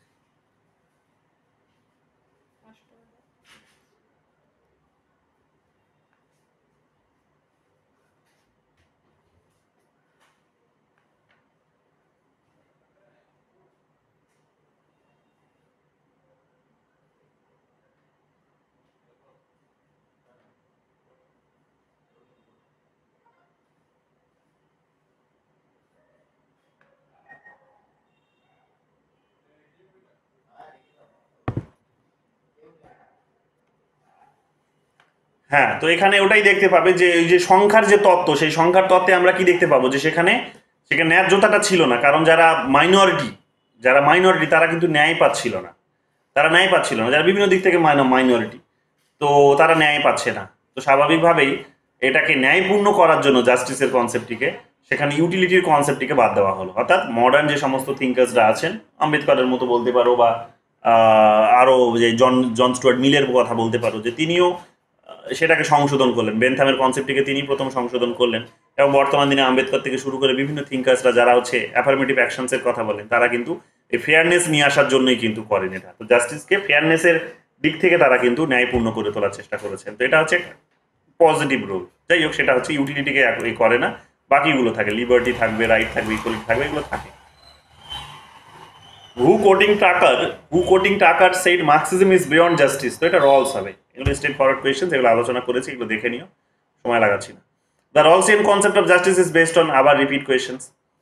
এখানে দেখো অ্যারিস্টটলের প্রসঙ্গ বলছে, কি বলছে, for instance it is thought that justice is equality, and so it is though not for everybody but only for those who are equals, and it is only that inequality is just. Inequality is just বলছে, দেখো যে অন্যায়টাও কিন্তু এখানে এক প্রকার ন্যায়, অসাম্যটাও এক প্রকার ন্যায়। For so indeed it is though not for everybody but for those who are unequal. অনেক বড় কথা, যেটা সহজ ভাষায় বোঝাতে চাইছে সেটা হচ্ছে ওটাই, যে যারা হচ্ছে বিশেষ কিছু সমাজের জন্য ভাবতে পারে, যারা সমাজের জন্য বেটার কিছু ভাবতে পারে, সমাজকে প্রোগ্রেস করাতে পারে, যারা এগিয়ে নিয়ে যেতে পারে, তাদেরকে বিশেষ কতগুলো সুযোগ সুবিধা দিতে হবে। তো সেখানে যদি তারা যদি অলরেডি একটা বড় পর্যায়ে আছে হয়তো ইকোনমিক্যালি, থাকেও যদি, তারপরেও তাদেরকেও কিন্তু বিশেষ সুযোগ সুবিধা দেওয়া উচিত। কেন? কারণ না, তাদের ভাবনা চিন্তা করার ক্যাপাসিটি আছে। এটাই হচ্ছে তার, সহজ ভাষায় যদি বলো, তার হচ্ছে এটা অন্তর্নিহিত অর্থ, বা এটাই উদ্দেশ্য এই পুরো টার্মিনোলজিটার। Economic justice as one of the objectives of the Indian constitution has been provided in the economic justice. তো ইকোনমিক জাস্টিসের কথা তোমরা প্রিএমবেলে আর ডিরেক্টিভ প্রিন্সিপালে পাবে। প্রিএমবেলটা মনে করে দেখো, সেখানে কিন্তু জাস্টিস, সেখানে কিন্তু ইকোনমিক শব্দটিও কিন্তু ব্যবহার আছে। জাস্টিস যখন শব্দটি ব্যবহার করা হয়েছে, তখন সেখানে তোমরা দেখবে justice, social, economic and political প্রথম লাইনেই আছে, দেখবে। প্রথম মানে ইয়েতে জাস্টিস থেকে যে শব্দটি শুরু হচ্ছে সেখানেই তোমরা পাবে যে প্রথমে সেখানে আছে সোশ্যাল, তারপরে আছে ইকোনমিক, তারপরে আছে পলিটিক্যাল। তো স্বাভাবিকভাবে প্রিএমবেলে তো ইকোনমিক জাস্টিসের কথা বলা হয়েছে। আর ডিরেক্টিভ প্রিন্সিপালে, অর্থাৎ নির্দেশমূলক নীতিগুলো যেগুলো আছে, সেখানেও কিন্তু এই ইকোনমিক্যালি যারা হচ্ছে ডিপ্রাইভ, তাদের জন্য বিশেষ সুযোগ সুবিধার কথা বলা হয়েছে। তো এগুলো তোমরা সেখানে কিন্তু পাবে, ঠিক আছে। তো economic justice, economic principal, economic জাস্টিসের কথা আমাদের এই দুটো জায়গাতেই তোমরা পাবে, বাকিগুলোতে পাবে না। এই ফান্ডামেন্টাল রাইটসের মধ্যে আগে কিন্তু ছিল, সেটা কিন্তু বের করে দেওয়া হয়েছে 1978-এ। এই রাইটস, ইকোনমিক রাইটসের যে কনসেপ্ট ছিল, সেটাকে বের করে দেওয়া হয়েছে। যদিও সেটা আবার তখন সংখ্যা তত্ত্বের উপরেই দাঁড়িয়ে হতো, কিন্তু যাই হোক, সেটাকে বের করে দেওয়া হয়েছে। Who is present 2024 chief justice of India? তো এটা হবে DY চন্দ্রচূড়, মাথায় রেখো এটা। এনার বাবাও কিন্তু চিফ জাস্টিস ছিলেন, ঠিক আছে। The international court of justice is located in the Hague, repeat questions, যাদবপুরে এসেছে। The international court of justice located in, আবার হেগ, রিপিট কোয়েশ্চেন্স। এবং 2002 সালে এটা এস্টাবলিশ হয়েছিল 1945 সালে। আর 2002 সালে যেটা প্রতিষ্ঠিত হয়েছিল সেটা কোনটা? বারবার পরীক্ষায় জানতে চাই, কোনটা 2002 সালে যেটা প্রতিষ্ঠিত হয়েছিল, সে কি? তোমরা ক্লাসে আছো তো? ক্লাস অন করে চলে গেছো। 2002 সালে কোনটা প্রতিষ্ঠিত হয়েছিল? কোন অর্গানাইজেশনসটা? ঝিলিক? আমার মনে পড়ছে না। ইন্টারন্যাশনাল ক্রিমিনাল কোর্ট, মনে পড়ছে না? ইন্টারন্যাশনাল ক্রিমিনাল কোর্ট দেখে নাও, তো এগুলো দেখে নিও। ইন্টারন্যাশনাল ক্রিমিনাল কোর্ট 2002 সালে, এটা হচ্ছে 1945 সালে। According to Socrates, justice as a curative practice is comparable to, এটা হচ্ছে মেডিসিন। এগুলো একটু ডিফিকাল্ট হয়ে যায়, হায়দ্রাবাদে PhD-তে এসেছে, একটু ডিফিকাল্ট লেভেলে গিয়ে জিজ্ঞেস করেছে, ছেড়ে দাও। What does social justice denotes? তো equal treatment of all citizen within the social distinction, যে সামাজিক যে পার্থক্যগুলো আছে, সমাজে যে বিভিন্ন পার্থক্যগুলো আছে, অসাম্যগুলো আছে, তো সেগুলোর মধ্যে কি ইকুয়াল ট্রিটমেন্ট দেওয়া, ঠিক আছে। তো এটাই সোশ্যাল জাস্টিসের কনসেপ্ট বেসিক্যালি, ঠিক আছে। এটাই সোশ্যাল জাস্টিসের কনসেপ্ট।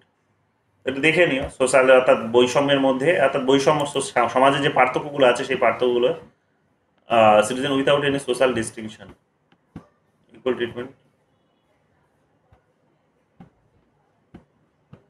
মোস্ট অ্যাপ্রোপ্রিয়েট এটাই হবে, কিন্তু এটা যে একেবারে 100% ঠিক তা কিন্তু নয়। Equal treatment of all citizen বলেছে। Equal treatment of all citizen এটা basically equal treatment of UL citizen, মানে শব্দটা অসম্পূর্ণ রয়ে গেছে, কমপ্লিট হয়নি, এরকম শব্দ দিয়ে একটুখানি কনফিউজ করেছে।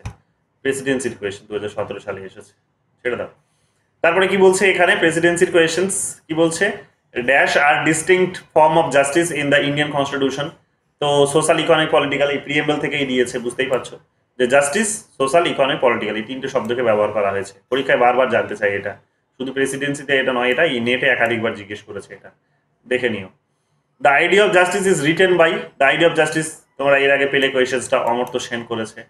চলে আসো তারপর, the collegium comprise of the chief justice of India and the top most 4 senior জাজেস অফ দ্য সুপ্রিম কোর্ট।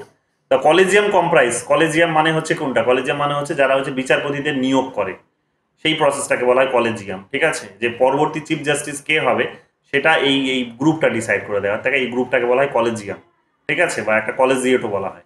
তো কলেজিয়াম এটা কি হয়, যে কাদের নিয়ে গঠিত হয় বলেছে, টপ মোস্ট সিনিয়র জাজেস অফ দ্য সুপ্রিম কোর্ট, ঠিক আছে। কি বলছে, the collegium comprise of the chief justice of India and the top most senior জাজেস অফ দ্য সুপ্রিম কোর্ট। এটা কি করে, রেকমেন্ড অ্যাপয়েন্টমেন্ট অফ দ্য জাজেস অফ দ্য সুপ্রিম কোর্ট, হ্যাঁ এটা হবে রেকমেন্ড জাজেস অফ দ্য সুপ্রিম কোর্ট, অর্থাৎ বিচারপতি কে হবেন সুপ্রিম কোর্টে তারা কিন্তু ডিসাইড করে দেন। তো সুপ্রিম কোর্টের যখন প্রসঙ্গ আসবে তখন সুপ্রিম কোর্টই হবে, এইগুলো মাথায় রেখো। এবং হাইকোর্টের গুলো হলেও সুপ্রিম কোর্ট থেকেই ডিসাইড করে দেওয়া হয় এক প্রকার, ওরাই ট্রান্সফারগুলো করে থাকে সমস্ত কিছু, কারা বিচারক হবে তারা ওরাই ডিসাইড করে থাকে সেগুলো। দ্য আইডিয়া অফ, এবং এটা কিন্তু কোনো রকমভাবে সরকারের হাতে নেই, মাথায় রেখো, এটা সরকার নিজের হাতে চাইছে বলে দেখবে শেষের দিকে একটা বডি তৈরি করেছিল, এটাকে কি নাম দিয়েছিল বডিটার, 2014 সালে আইনটা পাশ করলো সরকার, সুপ্রিম কোর্ট গিয়ে নিজেই আইনটাকে 2015 সালে নাল অ্যান্ড ভয়েড করে দিয়েছে, বাতিল করে দিয়েছে। 99তম সংবিধান সংশোধন করেছিল এটার জন্য। সরকার বিচারপতিদের রিক্রুটমেন্টের ক্ষেত্রে নিজেকে এমপাওয়ার করতে চাইছিল, অর্থাৎ বিচারপতিদের এই যে কলেজিয়াম সিস্টেমে যে বিচারপতিরা নিজেদের রিক্রুটমেন্টের ক্ষেত্রে যেভাবে এমপাওয়ার্ড হয়ে আছে, সেই সিস্টেমটাকে বাতিল করে দিয়ে এক্সিকিউটিভ নিজের হাতে ক্ষমতা নিতে চেয়েছিল। তো সেখানে এটাকে বলা হচ্ছে কি, নামটা হচ্ছে এটা একটা বডি তৈরি করেছিল সরকার, কি বডিটার নাম কি ছিল,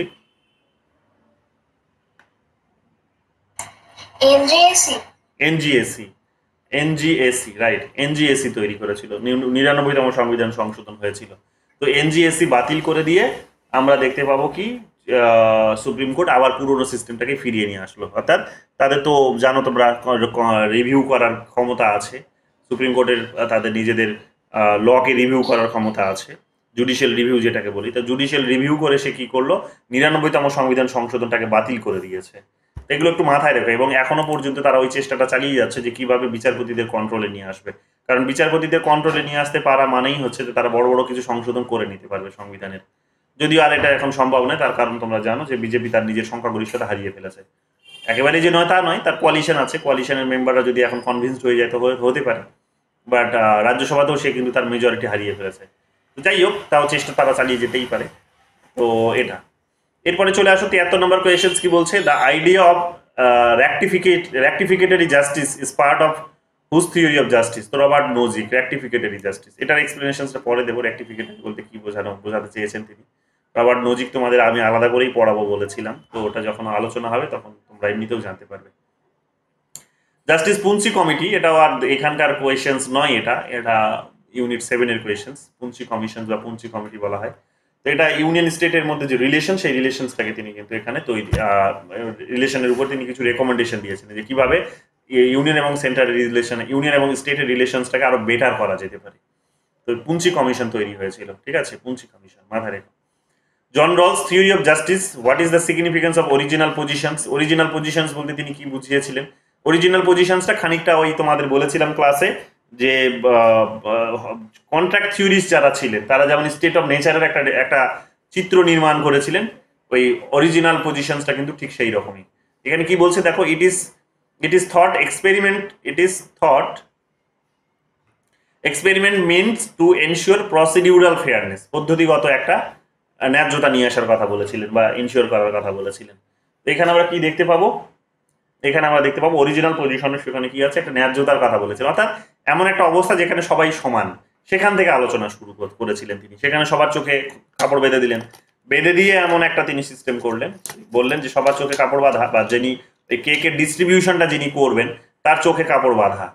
তো তার চোখে কালো কাপড় বাঁধা আছে, কালো ফিতে বাঁধা আছে, তো সে সেটা দেখতে পাচ্ছে না। এবার তাকে যখন কেকটা কাটতে দেওয়া হয়েছে, সে তখন কি করবে? সে যেহেতু জানে না যে কোন পিসটা সে পাবে, তো স্বাভাবিকভাবে সে যখন কাটবে তখন সমানভাবে কাটবে। তো এই পদ্ধতিগত এখানে ফেয়ারনেস, তো পদ্ধতিতে ফেয়ারনেসের কথা ওই রকম ভাবে তিনি বলেছিলেন। তো সেটা এখানে অরিজিনাল পজিশনসকে ডিনোট করে। তো এক প্রকার বলতে পারো এই ধরনের, অর্থাৎ সবাইকে সেখানে ইকুয়ালি ট্রিট করার যে একটা অবস্থা, সেটা কিন্তু ওই সোশ্যাল কন্ট্রাক্ট থিওরির যে স্টেট অফ নেচারের যে আইডিয়া, সেটার মতোই কিন্তু খানিকটা। তো এটা চলে আসুন তারপর কি বলছে, which political theory suggested justice as mutual advantage. তো এটা একটা ডিফিকাল্ট একটা নাম, জাস্টিস অ্যাজ মিউচুয়াল অ্যাডভান্টেজ। তো এটা ডিফিকাল্ট নাম, একটু দেখে নিও, মানে ডিফিকাল্ট কোয়েশ্চেন্স একটু তোমাদের জন্য, আনকমন একেবারেই। ডেভিড গাথিয়ার, ঠিক আছে, গথিয়ার বা গাঠিয়ার যাই হোক, এটা দেখে নিও, মুখস্থ করে ফেলো, এটা uncommon. According to Lohia, how many types of injustice and inequalities prevail in the world against which revolutions were taking place throughout? তো 7 নম্বর 7টার কথা বলেছিলেন তিনি, ইনজাস্টিস এবং ইনইকুয়ালিটিস। এগুলো লোহিয়া পড়াতে গিয়ে তোমাদের বলেছি, আরো ডিটেলসে পরে বলবো, যারা পড়েনি তারা তখন দেখে নিও। Theory of justice, John Rawls gives lexical proximity to, এগুলো তোমাদের অলরেডি তোমাদের বললাম, লেক্সিক্যাল প্রক্সিমিটি বলতে কি বোঝায় তিনি বুঝিয়েছেন তিনি। Liberal principle over equality of principles, আর একটা হচ্ছে এখানে principle of fair equality of opportunity over principle of benefit and odds of. এইগুলোর কথা তোমাদের বললাম কিছুক্ষণ আগে, এগুলো ঘুরিয়ে ফিরিয়ে শব্দগুলোকে ব্যবহার করেছে, একই বিষয়, দেখে নিও। The International Court of Justice is located at, আবার repeat question, The Hague শহরে। The judges of the International Court of Justice are elected by the General Assembly and Secretary, এটাও repeat questions, দেখে নিও। The book authored by the John Rawls on Justice in International Relations is, তো এটা দেখো, এটা তখনই তোমাদের ওখানে বলে দিলাম মার্ক করে, তো এটা দেখে নাও, সিইউটিপিজিতে এসেছে। The International Criminal Court ICC founding treaty called the Rome Statute grants the ICC jurisdiction over the following main crimes. তো কোন কোন ক্রাইমস গুলোকে তারা কনসিডার করে, অর্থাৎ ইন্টারন্যাশনাল ক্রিমিনাল কোর্ট যেটা আছে, এটা 2002 সালে প্রতিষ্ঠিত হয়েছিল, তাদের আন্ডারে কোন কোন কেসগুলো হয়। তো কেসগুলো যেগুলো হয়, যেগুলোর ভিত্তিতে, সেগুলো হচ্ছে 4টি, ABCD। কি কি? জেনোসাইড হয়, অর্থাৎ জেনোসাইড মানে হচ্ছে গণহত্যা যেটাকে বলা হয়, এবং গণহত্যা হচ্ছে মানে কি, সেই ধরনের গণহত্যা যেটাকে বলা হচ্ছে কি, যে কোনো একটা কমিউনিটির পুরো বংশকেই তুমি নির্বংশ করে দিলে, আর বংশ তার বৃদ্ধি পাবে না, তো সেটাকে জেনোসাইড হিসেবে দেখা হয়। এই ধরনের গণহত্যা, কোনো একটা বংশের সবাইকে ধরে মেরে দেওয়া, বা এমন একটা পর্যায়ে তাদেরকে নিয়ে আসা যে সেখানে তাদের আর কোনো, ওই ভূখণ্ডে তাদের আর কোনো হয়তো কিন্তু বিস্তার হবে না, তাদের ভবিষ্যৎ প্রজন্ম তৈরি হবে না, তো সেটাকে জেনোসাইড হিসেবে দেখা হয়। যেমন দেখবে মিয়ানমারে যেভাবে তাদেরকে, রোহিঙ্গাদেরকে তাড়িয়ে দেওয়া হলো, তো সেটাকে জেনোসাইড হিসেবে কনসিডার করা হয়েছে। সবাইকে তো মেরে ফেলা হয়নি, কিন্তু তাড়িয়ে দেওয়া হয়েছে। তো ওই ভূখণ্ডের মধ্যে আর দেখবে রোহিঙ্গাদের বংশ বিস্তার খুব একটা বেশি হবে না, তো এটাকে জেনোসাইড হিসেবে কনসিডার করা হয়েছে, ঠিক আছে। তো এইগুলো, তারপর কি বলছে, ক্রাইমস এগেইনস্ট হিউম্যানিটি। এটা দেখলে তোমরা ইন্টারন্যাশনাল ক্রিমিনাল কোর্ট কি, কিছুক্ষণ আগে নেতানিয়াহুর নাম বললাম তোমাদের, হামাসের লিডার্সের নাম বললাম। তো মানবিকতার বিরুদ্ধে যারা হচ্ছে কিছু হয়তো অপরাধ করেছে মানবিকতার বিরুদ্ধে, যেমন দেখবে যে ইসরায়েল যেভাবে হামাসের উপর অ্যাটাক করছে বা গাজার উপর অ্যাটাক করছে, এগুলো দেখছো তোমরা, বা রাশিয়া যেভাবে ইউক্রেনের উপর অ্যাটাক করছে, তো সেগুলো ক্রাইমস এগেইনস্ট হিউম্যানিটি, মানবিকতার বিরুদ্ধে সেগুলো কিন্তু এক প্রকার অপরাধ। যেভাবে সেখানে বাচ্চাদেরকে মেরে ফেলা হচ্ছে, হসপিটাল ধ্বংস করে দেওয়া হচ্ছে, স্কুল ধ্বংস করে দেওয়া হচ্ছে, সেখানে দেখবে যে বিভিন্ন শস্য ক্ষেত নষ্ট করে দেওয়া হচ্ছে, ঠিক আছে, যাতায়াত ব্যবস্থা নষ্ট করে দেওয়া হচ্ছে, সেগুলো কিন্তু মানবিকতার বিরুদ্ধে এক প্রকার অপরাধ। তো এগুলোর কিন্তু বিচার কিন্তু এই ইন্টারন্যাশনাল ক্রিমিনাল কোর্টে হয়। ওয়ার ক্রাইমস, যুদ্ধ করছো তুমি, তো এটার বিরুদ্ধে দেখবে যেমন রাশিয়ার প্রেসিডেন্ট, যেমন দেখবে তার বিরুদ্ধে যেমন হচ্ছে হয়েছে, এই অভিযোগটি তার বিরুদ্ধে নিয়ে আসা হয়েছে। তো আইসিসি যেমন তার বিরুদ্ধে যেমন এই অভিযোগে তাকে যেমন অ্যারেস্ট করার কথা বলেছে, লুকআউট নোটিশ জারি করে রেখেছে। ক্রাইম অফ এগ্রেশনস, যে কারোর প্রতি তুমি এক আক্রমণাত্মক হয়ে উঠলে, এই ধরনের অভিযোগেও কিন্তু তোমার এখানে পানিশমেন্ট হতে পারে। তো এই পানিশমেন্টগুলো কোথায় হতে পারে, এর বিচারগুলো হতে পারে ইন্টারন্যাশনাল ক্রিমিনাল কোর্ট যেটা আছে, ঠিক আছে, ইন্টারন্যাশনাল ক্রিমিনাল কোর্টে কিন্তু এটার হতে পারে। তো এগুলো দেখে নিও, ABCD এই কারণে সঠিক। তো শেষ, তো এগুলোই হচ্ছে আমাদের 82টা প্রশ্ন। একটু ফার্স্ট শেষ করলাম, কিন্তু ফার্স্ট শেষ করলে তোমরা জানো যেগুলো অনেক কিছু যেহেতু অলরেডি আলোচনা হয়েছে, তো স্বাভাবিকভাবেই এগুলোই তোমাদের দেখতে হবে। আরও কিছু প্রশ্ন পাবে, বিভিন্ন টপিকের মধ্যে ঢুকে আছে সেগুলো, তো সেখানে তখন আমরা ওগুলোকে আলোচনা করে নেবো। যেহেতু এখানে পড়ে নিলাম, তো তখন আমরা অবশ্যই ধরে সেটাকে পড়ে নেবো, চিন্তার কোনো বিষয় নেই, ঠিক আছে। তো আপাতত এইরকমভাবে আমাদের 82টা প্রশ্ন শেষ হলো। নেক্সট আমরা পড়বো আমাদের টপিক, সেটা হচ্ছে নেক্সট টপিক আমরা পড়বো মডার্নিজম এবং পোস্ট মডার্নিজম। মডার্নিজম এবং পোস্ট মডার্নিজম দীর্ঘ একটা আলোচনা হবে। প্রথমে মডার্নিজম পড়বো, তারপর পোস্ট মডার্নিজম। দুটো ক্লাস নাও লাগতে পারে, একটা ক্লাসের মধ্যে হয়ে যেতে পারে, কারণ বেশি কিছু প্রশ্ন করে। আমি থিঙ্কার ওয়াইজ পড়াতে চাইছিলাম, বাট আমার মনে হয় সেটা এখন আননেসেসারি হবে থিঙ্কার থিওরি ওয়াইজ।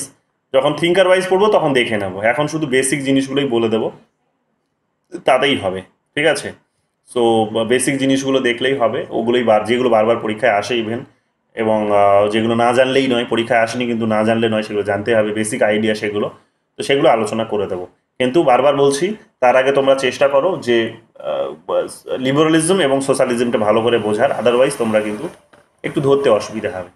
খুব বেশি যে দুটো থিওরি জানতে হবে তা নয়, বেসিক আইডিয়াগুলো যদি তোমাদের থাকে তবেই গিয়ে মডার্নিজম পোস্ট মডার্নিজম ধরতে পারবে, নইলে একটুখানি মাথার উপর দিয়ে যাবে। ঠিক আছে, তো এটা একটু দেখে নিও, তাহলে আমাদের এখানে এই পলিটিক্যাল থিওরিটা শেষ হবে। এবার কথা হচ্ছে যে আগামীকাল আমি থাকছি না,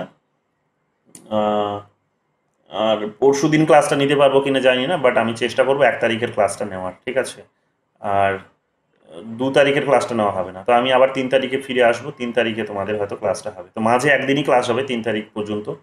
3 তারিখের আগে মানে আগামীকাল থেকে 3 তারিখ পর্যন্ত একটাই হয়তো তোমাদের ক্লাস হতে পারে, 1 তারিখের ক্লাসটা। বাকি তোমাদের 3 তারিখের পর আবার, বা 3 তারিখ থেকে আবার ক্লাস হবে। ঠিক আছে, তো এই থাকলো তোমাদের আজকে। তো আমরা চেষ্টা করব 1 তারিখে, পসিবলি 1 তারিখে চেষ্টা করব মডার্নিজম পোস্ট মডার্নিজমটাকে শেষ করার, এবং ফিরে এসে তোমাদের পিওয়াইকিউসগুলো আমি অ্যানালাইজ করিয়ে দেবো। আমি পিওয়াইকিউসগুলো তোমাদের আপডেট দিয়ে দিচ্ছি এক্ষুনি ওয়েবসাইটে, সেটা তোমরা দেখে নিও। অ্যাডভান্স লেভেলে কেউ যদি প্র্যাকটিস করতে চাও করে নাও, তাহলে ক্লাস লেকচার যখন আমি দেবো তখন বুঝতে সুবিধা হতে পারে তোমাদের। ঠিক আছে, ধরতে কোনো অসুবিধা হলে আমাকে জিজ্ঞেস করতে পারবে, ওখানেই তার ক্ল্যারিফিকেশনটাও পেয়ে যাবে। তো এতে করে টার্মিনোলজিসগুলো কোনগুলো মনে রাখতে হবে সেটাও তোমার মানে ভালো হবে। তো প্রশ্নগুলো পারলে একবার দেখে নাও এরকমভাবে সলভ করে, তারপরে ক্লাস লেকচার শোনার পর টেক্সটটা পড়ার পর আরেকবার পড়ে নেবে, কী আছে। তো এতে করে তোমাদের জন্যই ভালো হবে, ক্লাসে টার্মিনোলজিসগুলোর দিকে তোমাদের ধ্যানটা ভালো থাকবে, ব্রেন ওটাকে ভালো ক্যাপচার করতে পারবে। তো পারলে একবার সলভ করে নিও। ঠিক আছে, আমি আপডেট দিয়ে দিচ্ছি। এবার বলো, আজকের যে আলোচনা হলো সেখানে কার কোথায় কি অসুবিধা হয়েছে? সায়ন্তন ঠিক আছে? হ্যাঁ স্যার, বুঝতে পেরেছি। ঝিলিক? স্যার আমার প্রবলেম হয়নি, কিন্তু না আমি ইন্টারন্যাশনাল কোর্ট অফ জাস্টিস আর ইন্টারন্যাশনাল ক্রিমিনাল কোর্টকে না মানে গুলিয়ে ফেলি। আচ্ছা, ইন্টারন্যাশনাল কোর্ট অফ জাস্টিস যেটা, সেটা হচ্ছে ইউনাইটেড নেশনসের ডিরেক্ট ব্রাঞ্চ, যে 6টা যে ব্রাঞ্চ আছে তার মধ্যে একটা ব্রাঞ্চ বা অর্গান। আর ইন্টারন্যাশনাল ক্রিমিনাল কোর্ট যেটা, সেটা অনেক 2002 সালে তৈরি হয়েছে। ঠিক আছে, মানে স্যার ওটাও 15 জন সদস্য, এটাও 15 জন, ওটাও 9 বছরের জন্য, এটাও 9 বছরে। তো আমি না ফার্স্টে জানতাম যে দুটোই হেগ শহরে অবস্থিত, যে তারপর যখন মানে আমার হঠাৎ মনে পড়লো যে এটা গুগল করি, তারপর আমি গুগল করে দেখছি যে না, ইন্টারন্যাশনাল ক্রিমিনাল কোর্টটা তো আবার দেখছি ইটালি রোমে। তো এটা আমার একটু গন্ডগোল হয়ে যায়। ঠিক আছে, তুমি কম পেয়েছো তার কারণ এখানে অনেক থিঙ্কার ওয়াইজ কোয়েশ্চেন। তুমি তো জন রলস পড়োনি, তুমি আরও অনেক থিঙ্কার্স পড়োনি, প্লেটো পড়োনি, অ্যারিস্টটল পড়োনি। কাজেই কম পাওয়াটা যে অস্বাভাবিক তা কিন্তু নয়, কিন্তু তুমি একবার পড়ে নাও ওদের মতো, ওরা যেমন পড়েছে বলে ফলে ওদের স্কোরটা ভালো হয়েছে। যেমন আমি স্কোরগুলো দেখছিলাম, তোমাদের স্কোরগুলো আমি দেখাচ্ছি তোমাদের কার কত হয়েছে। তো ফলে ওদের অসুবিধা হয়নি, তো তোমারও ওটা হবে না। তুমি রাতারাতি এখন এটা ওদের লেভেলে আসতে চাইলে হবে না, বা তুমি যদি এখন বলো যে তোমার স্কোরটা খুব ভালো হবে, তা কিন্তু হবে না। বাট এটা শুধু এনশিওর করো যে টপিকটা আমি পড়িয়েছি সেখান থেকে যে প্রশ্নগুলো এসেছে সেগুলো বুঝতে পেরেছো কিনা, সেগুলো তুমি ঠিক করেছো কিনা, সেটা এনশিওর করো। বাকি তুমি যখন প্লেটো পড়বে, বাকি তুমি যখন অ্যারিস্টটল পড়বে, বাকি যখন তুমি জন রলস পড়বে, তখন তোমার এই প্রবলেমগুলো থাকবে না। তো কাজেই নিজেকে মানে মানে কষ্ট পাওয়ার কিছু নেই, হতাশ হওয়ার কিছু নেই। তুমি তো পড়ছো, কন্টিনিউটিটা বজায় রাখো, দেখবে তোমারও স্কোরটা ভালোই হবে। বোঝা গেছে সমৃতা?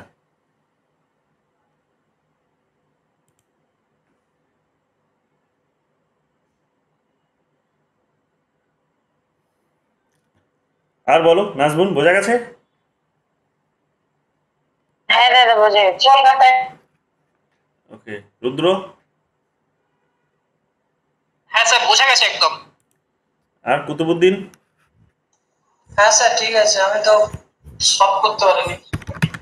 করে নিও, হ্যাঁ, ফেলে রেখো না। ঠিক তুমি আছে। তো এখন তোমার পরীক্ষা বোধহয় হয়ে গেছে, তাই তো এখন? না স্যার আমার 5 আর 7 তারিখে পরীক্ষা আছে। আচ্ছা, তাহলে হয়ে যাক, ওটা হয়ে গেলে তুমি ফ্রি হয়ে যাবে, ভালো। তো যেমন হ্যাঁ তোমরা স্যার। এখানে সলভ করেছো অনেকে, যেমন পায়েল করেছে, ও পায়েল বোধহয় জাস্ট প্রিন্ট নিয়েছে বোধহয়। জাস্টিস করেছে যেমন সায়ন্তন 73 হয়েছে, ভালো হয়েছে। তারপরে এখানে স্থাপিতা করেছে 70 হয়েছে। সমৃতা করেছো 37, নট ব্যাড কিন্তু সমৃতা, কারণ তুমি তো সবে শুরু করেছো, হবে, ঠিক আছে। তারপরে এখানে ইপসিতা করেছে 90%, নাজবুন করেছে 71%, শ্রেয়সী করেছে 92%, শ্রেয়সী মুখার্জি আবার করেছে 36%, শ্রেয়া বৈদ্য করেছে 65%, রুদ্র করেছো 68%, সোহিনী করেছো 69, দীপিকা দাস করেছে 73, ঝিলিক সাহা করেছে 75, সোহিনী পাঁজা 62, বাকি আরও অনেকে আগেও করেছো তোমরা, ঠিক আছে, আরও অনেকে আগে করেছো, তো ভালো, নট ব্যাড। শুধু লেগে থাকো, ধরে থাকো, দেখো যে বারবার যেগুলো জিজ্ঞেস করছে দেখছো, ওগুলোকে বারবার ফোকাসে রাখবে, ওগুলোকে বারবার দেখবে, তাহলেই হবে, ঠিক আছে, দেখবে কমন পেয়ে যাবে ডিরেক্ট। স্থাপিতা? হ্যাঁ স্যার বুঝেছি। ওকে, আর আর কে আছো? সোহিনী? সোহিনী ঠিক আছে? বুঝতে পেরেছি। আচ্ছা, শ্রেয়া? শ্রেয়া বৈদ্য? শ্রেয়সী? ঠিক আছে। ওকে, চলো, অনেকে তো বেরিয়ে গেছে, নেট টেট নেই হয়তো বোধহয় তাদের, শেষ। তাহলে আজকে এতটুকুই থাক, আমি নেক্সট ক্লাসটা তোমাদের পসিবলি 1 তারিখে নেব। এর মাঝে আর কোনো ক্লাস হচ্ছে না। কোয়েশ্চেন্স রোজ কিন্তু ওয়েবসাইটে আসতে থাকবে, তোমাদের ইনফর্ম করে দেওয়া হবে, মানে যেগুলো রোজ, যেমন আজকে একটা বিকেলে দিয়েছি বোধহয়, বিহারেরটা দিয়েছি, তো বিহারেরটা আসবে, ওটা সলভ করতে থাকো। কোনো ডাউটস পেলে আমাকে পাঠিয়ে দিও, আমি সঙ্গে সঙ্গে সেটা ঠিক করে দেবো, সংশোধন করে দেবো। আর 1 তারিখে আমাদের পোস্ট মডার্নিজমের ক্লাস হবে, মডার্নিজম এবং পোস্ট মডার্নিজমের ক্লাস হবে, ঠিক আছে। বলো ঝিলি, কি বলছো? আচ্ছা স্যার, বিহারের পিজিটা এটা সলভ করছিলাম, তো দেখছিলাম যে 5টা করে মানে Option. দিয়েছে, তো 5টা করে কি দিয়েছে না আপনি আবার অ্যাড করেছেন ওখানে না না, ওর অপশন?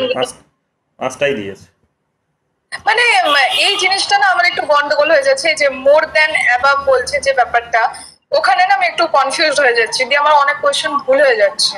ওরা এটাই এই কারণেই তো করেছে যে তুমি তোমার, ওরা নেগেটিভ মার্কিং করেনি, কিন্তু ভালো করে বলছো, ওরা নেগেটিভ মার্কিং করেনি, কিন্তু তুমি ঠিক কতটা জানো সেটা যাচাই করার জন্য, সেটা তুমি কি এমসিকিউ পড়ে শুধু পরীক্ষা দিতে এসছো, না তোমার কনসেপ্ট টপিকের উপর তোমার ক্ল্যারিটি আছে, সেটা যাচাই করার জন্য তোমাকে 5টা অপশন দিয়ে দিয়েছে, কনফিউজ করার চেষ্টা করেছে তোমাকে। এবার তুমি যদি 100% ঠিক হও তাহলে কনফিউশন হবে না, কিন্তু যদি 100% ঠিক না হও তাহলে তোমার কনফিউশনটা হবে। তো এইরকমভাবে ওরা কিন্তু মানে ভালো করেছে, আমি বলবো এটা, মানে এতে করে কি হবে, তোমার আরও কনফিডেন্সটা বাড়বে, তোমার নিজের দুর্বলতাগুলো ধরা পড়বে এতে করে। তো ভালো করেছে, নেগেটিভ মার্কিং করেনি, কিন্তু এই সিস্টেমটা তারা করেছে। সো ভালো করে করো, এটা আমি বলবো ভালো, এই মেথডটা ভালো লেগেছে আমার। তো 5টা অপশন দিয়েছে তারা, ঠিক আছে, তোমাকে 100% নিশ্চিত হতে বলছে এইরকমভাবে, ঠিক আছে, চালিয়ে যাও, ভালো। হ্যাঁ স্যার। ঠিক আছে, তো যাই হোক, আজকে যেটা বিহারের দিয়েছে ওটাও পারলে সলভ করো, আর এমনিতে তো তোমাদের একটা কমন লিঙ্ক দেওয়া আছে যেখানে প্রত্যেকদিন তোমাদের 50টা করে কোয়েশ্চেন্স আসছে, সেগুলো করো। আর নেক্সট তোমাদের রোজ কিন্তু কিন্তু question খুব সহজ ছিল, মানে খুব যে কঠিন ছিল সেটা নয়, 5টাতে একটু বিরক্তি লাগছিল, বাকি কোয়েশ্চেন মানে সহজই ছিল। হুম হুম হুম, তো যাই হোক, এরকম আসতে থাকবে। আগামীকাল হয়তো তোমাদের প্রবাবলি সিবিটি ইউজির কোয়েশ্চেন্স আসবে, সেখানে ফরেন পলিসির কোয়েশ্চেন্সগুলো খুব ভালো লেগেছে আমার দেখে। তো এই কোয়েশ্চেন্সগুলো সলভ করে নিও, কারণ আবার বুঝতেই পারছো যে এনটিএ এই পরীক্ষাটা নেবে, তো কমন কোয়েশ্চেন্স তো প্রচুর থাকবে, তো স্বাভাবিকভাবে এটা একটু ভালো করে দেখে নিও, তাহলেই হবে, ঠিক আছে। চলো, তাহলে আজ এতটুকুই থাক, গুড নাইট, দেখা হবে আবার 1 তারিখে।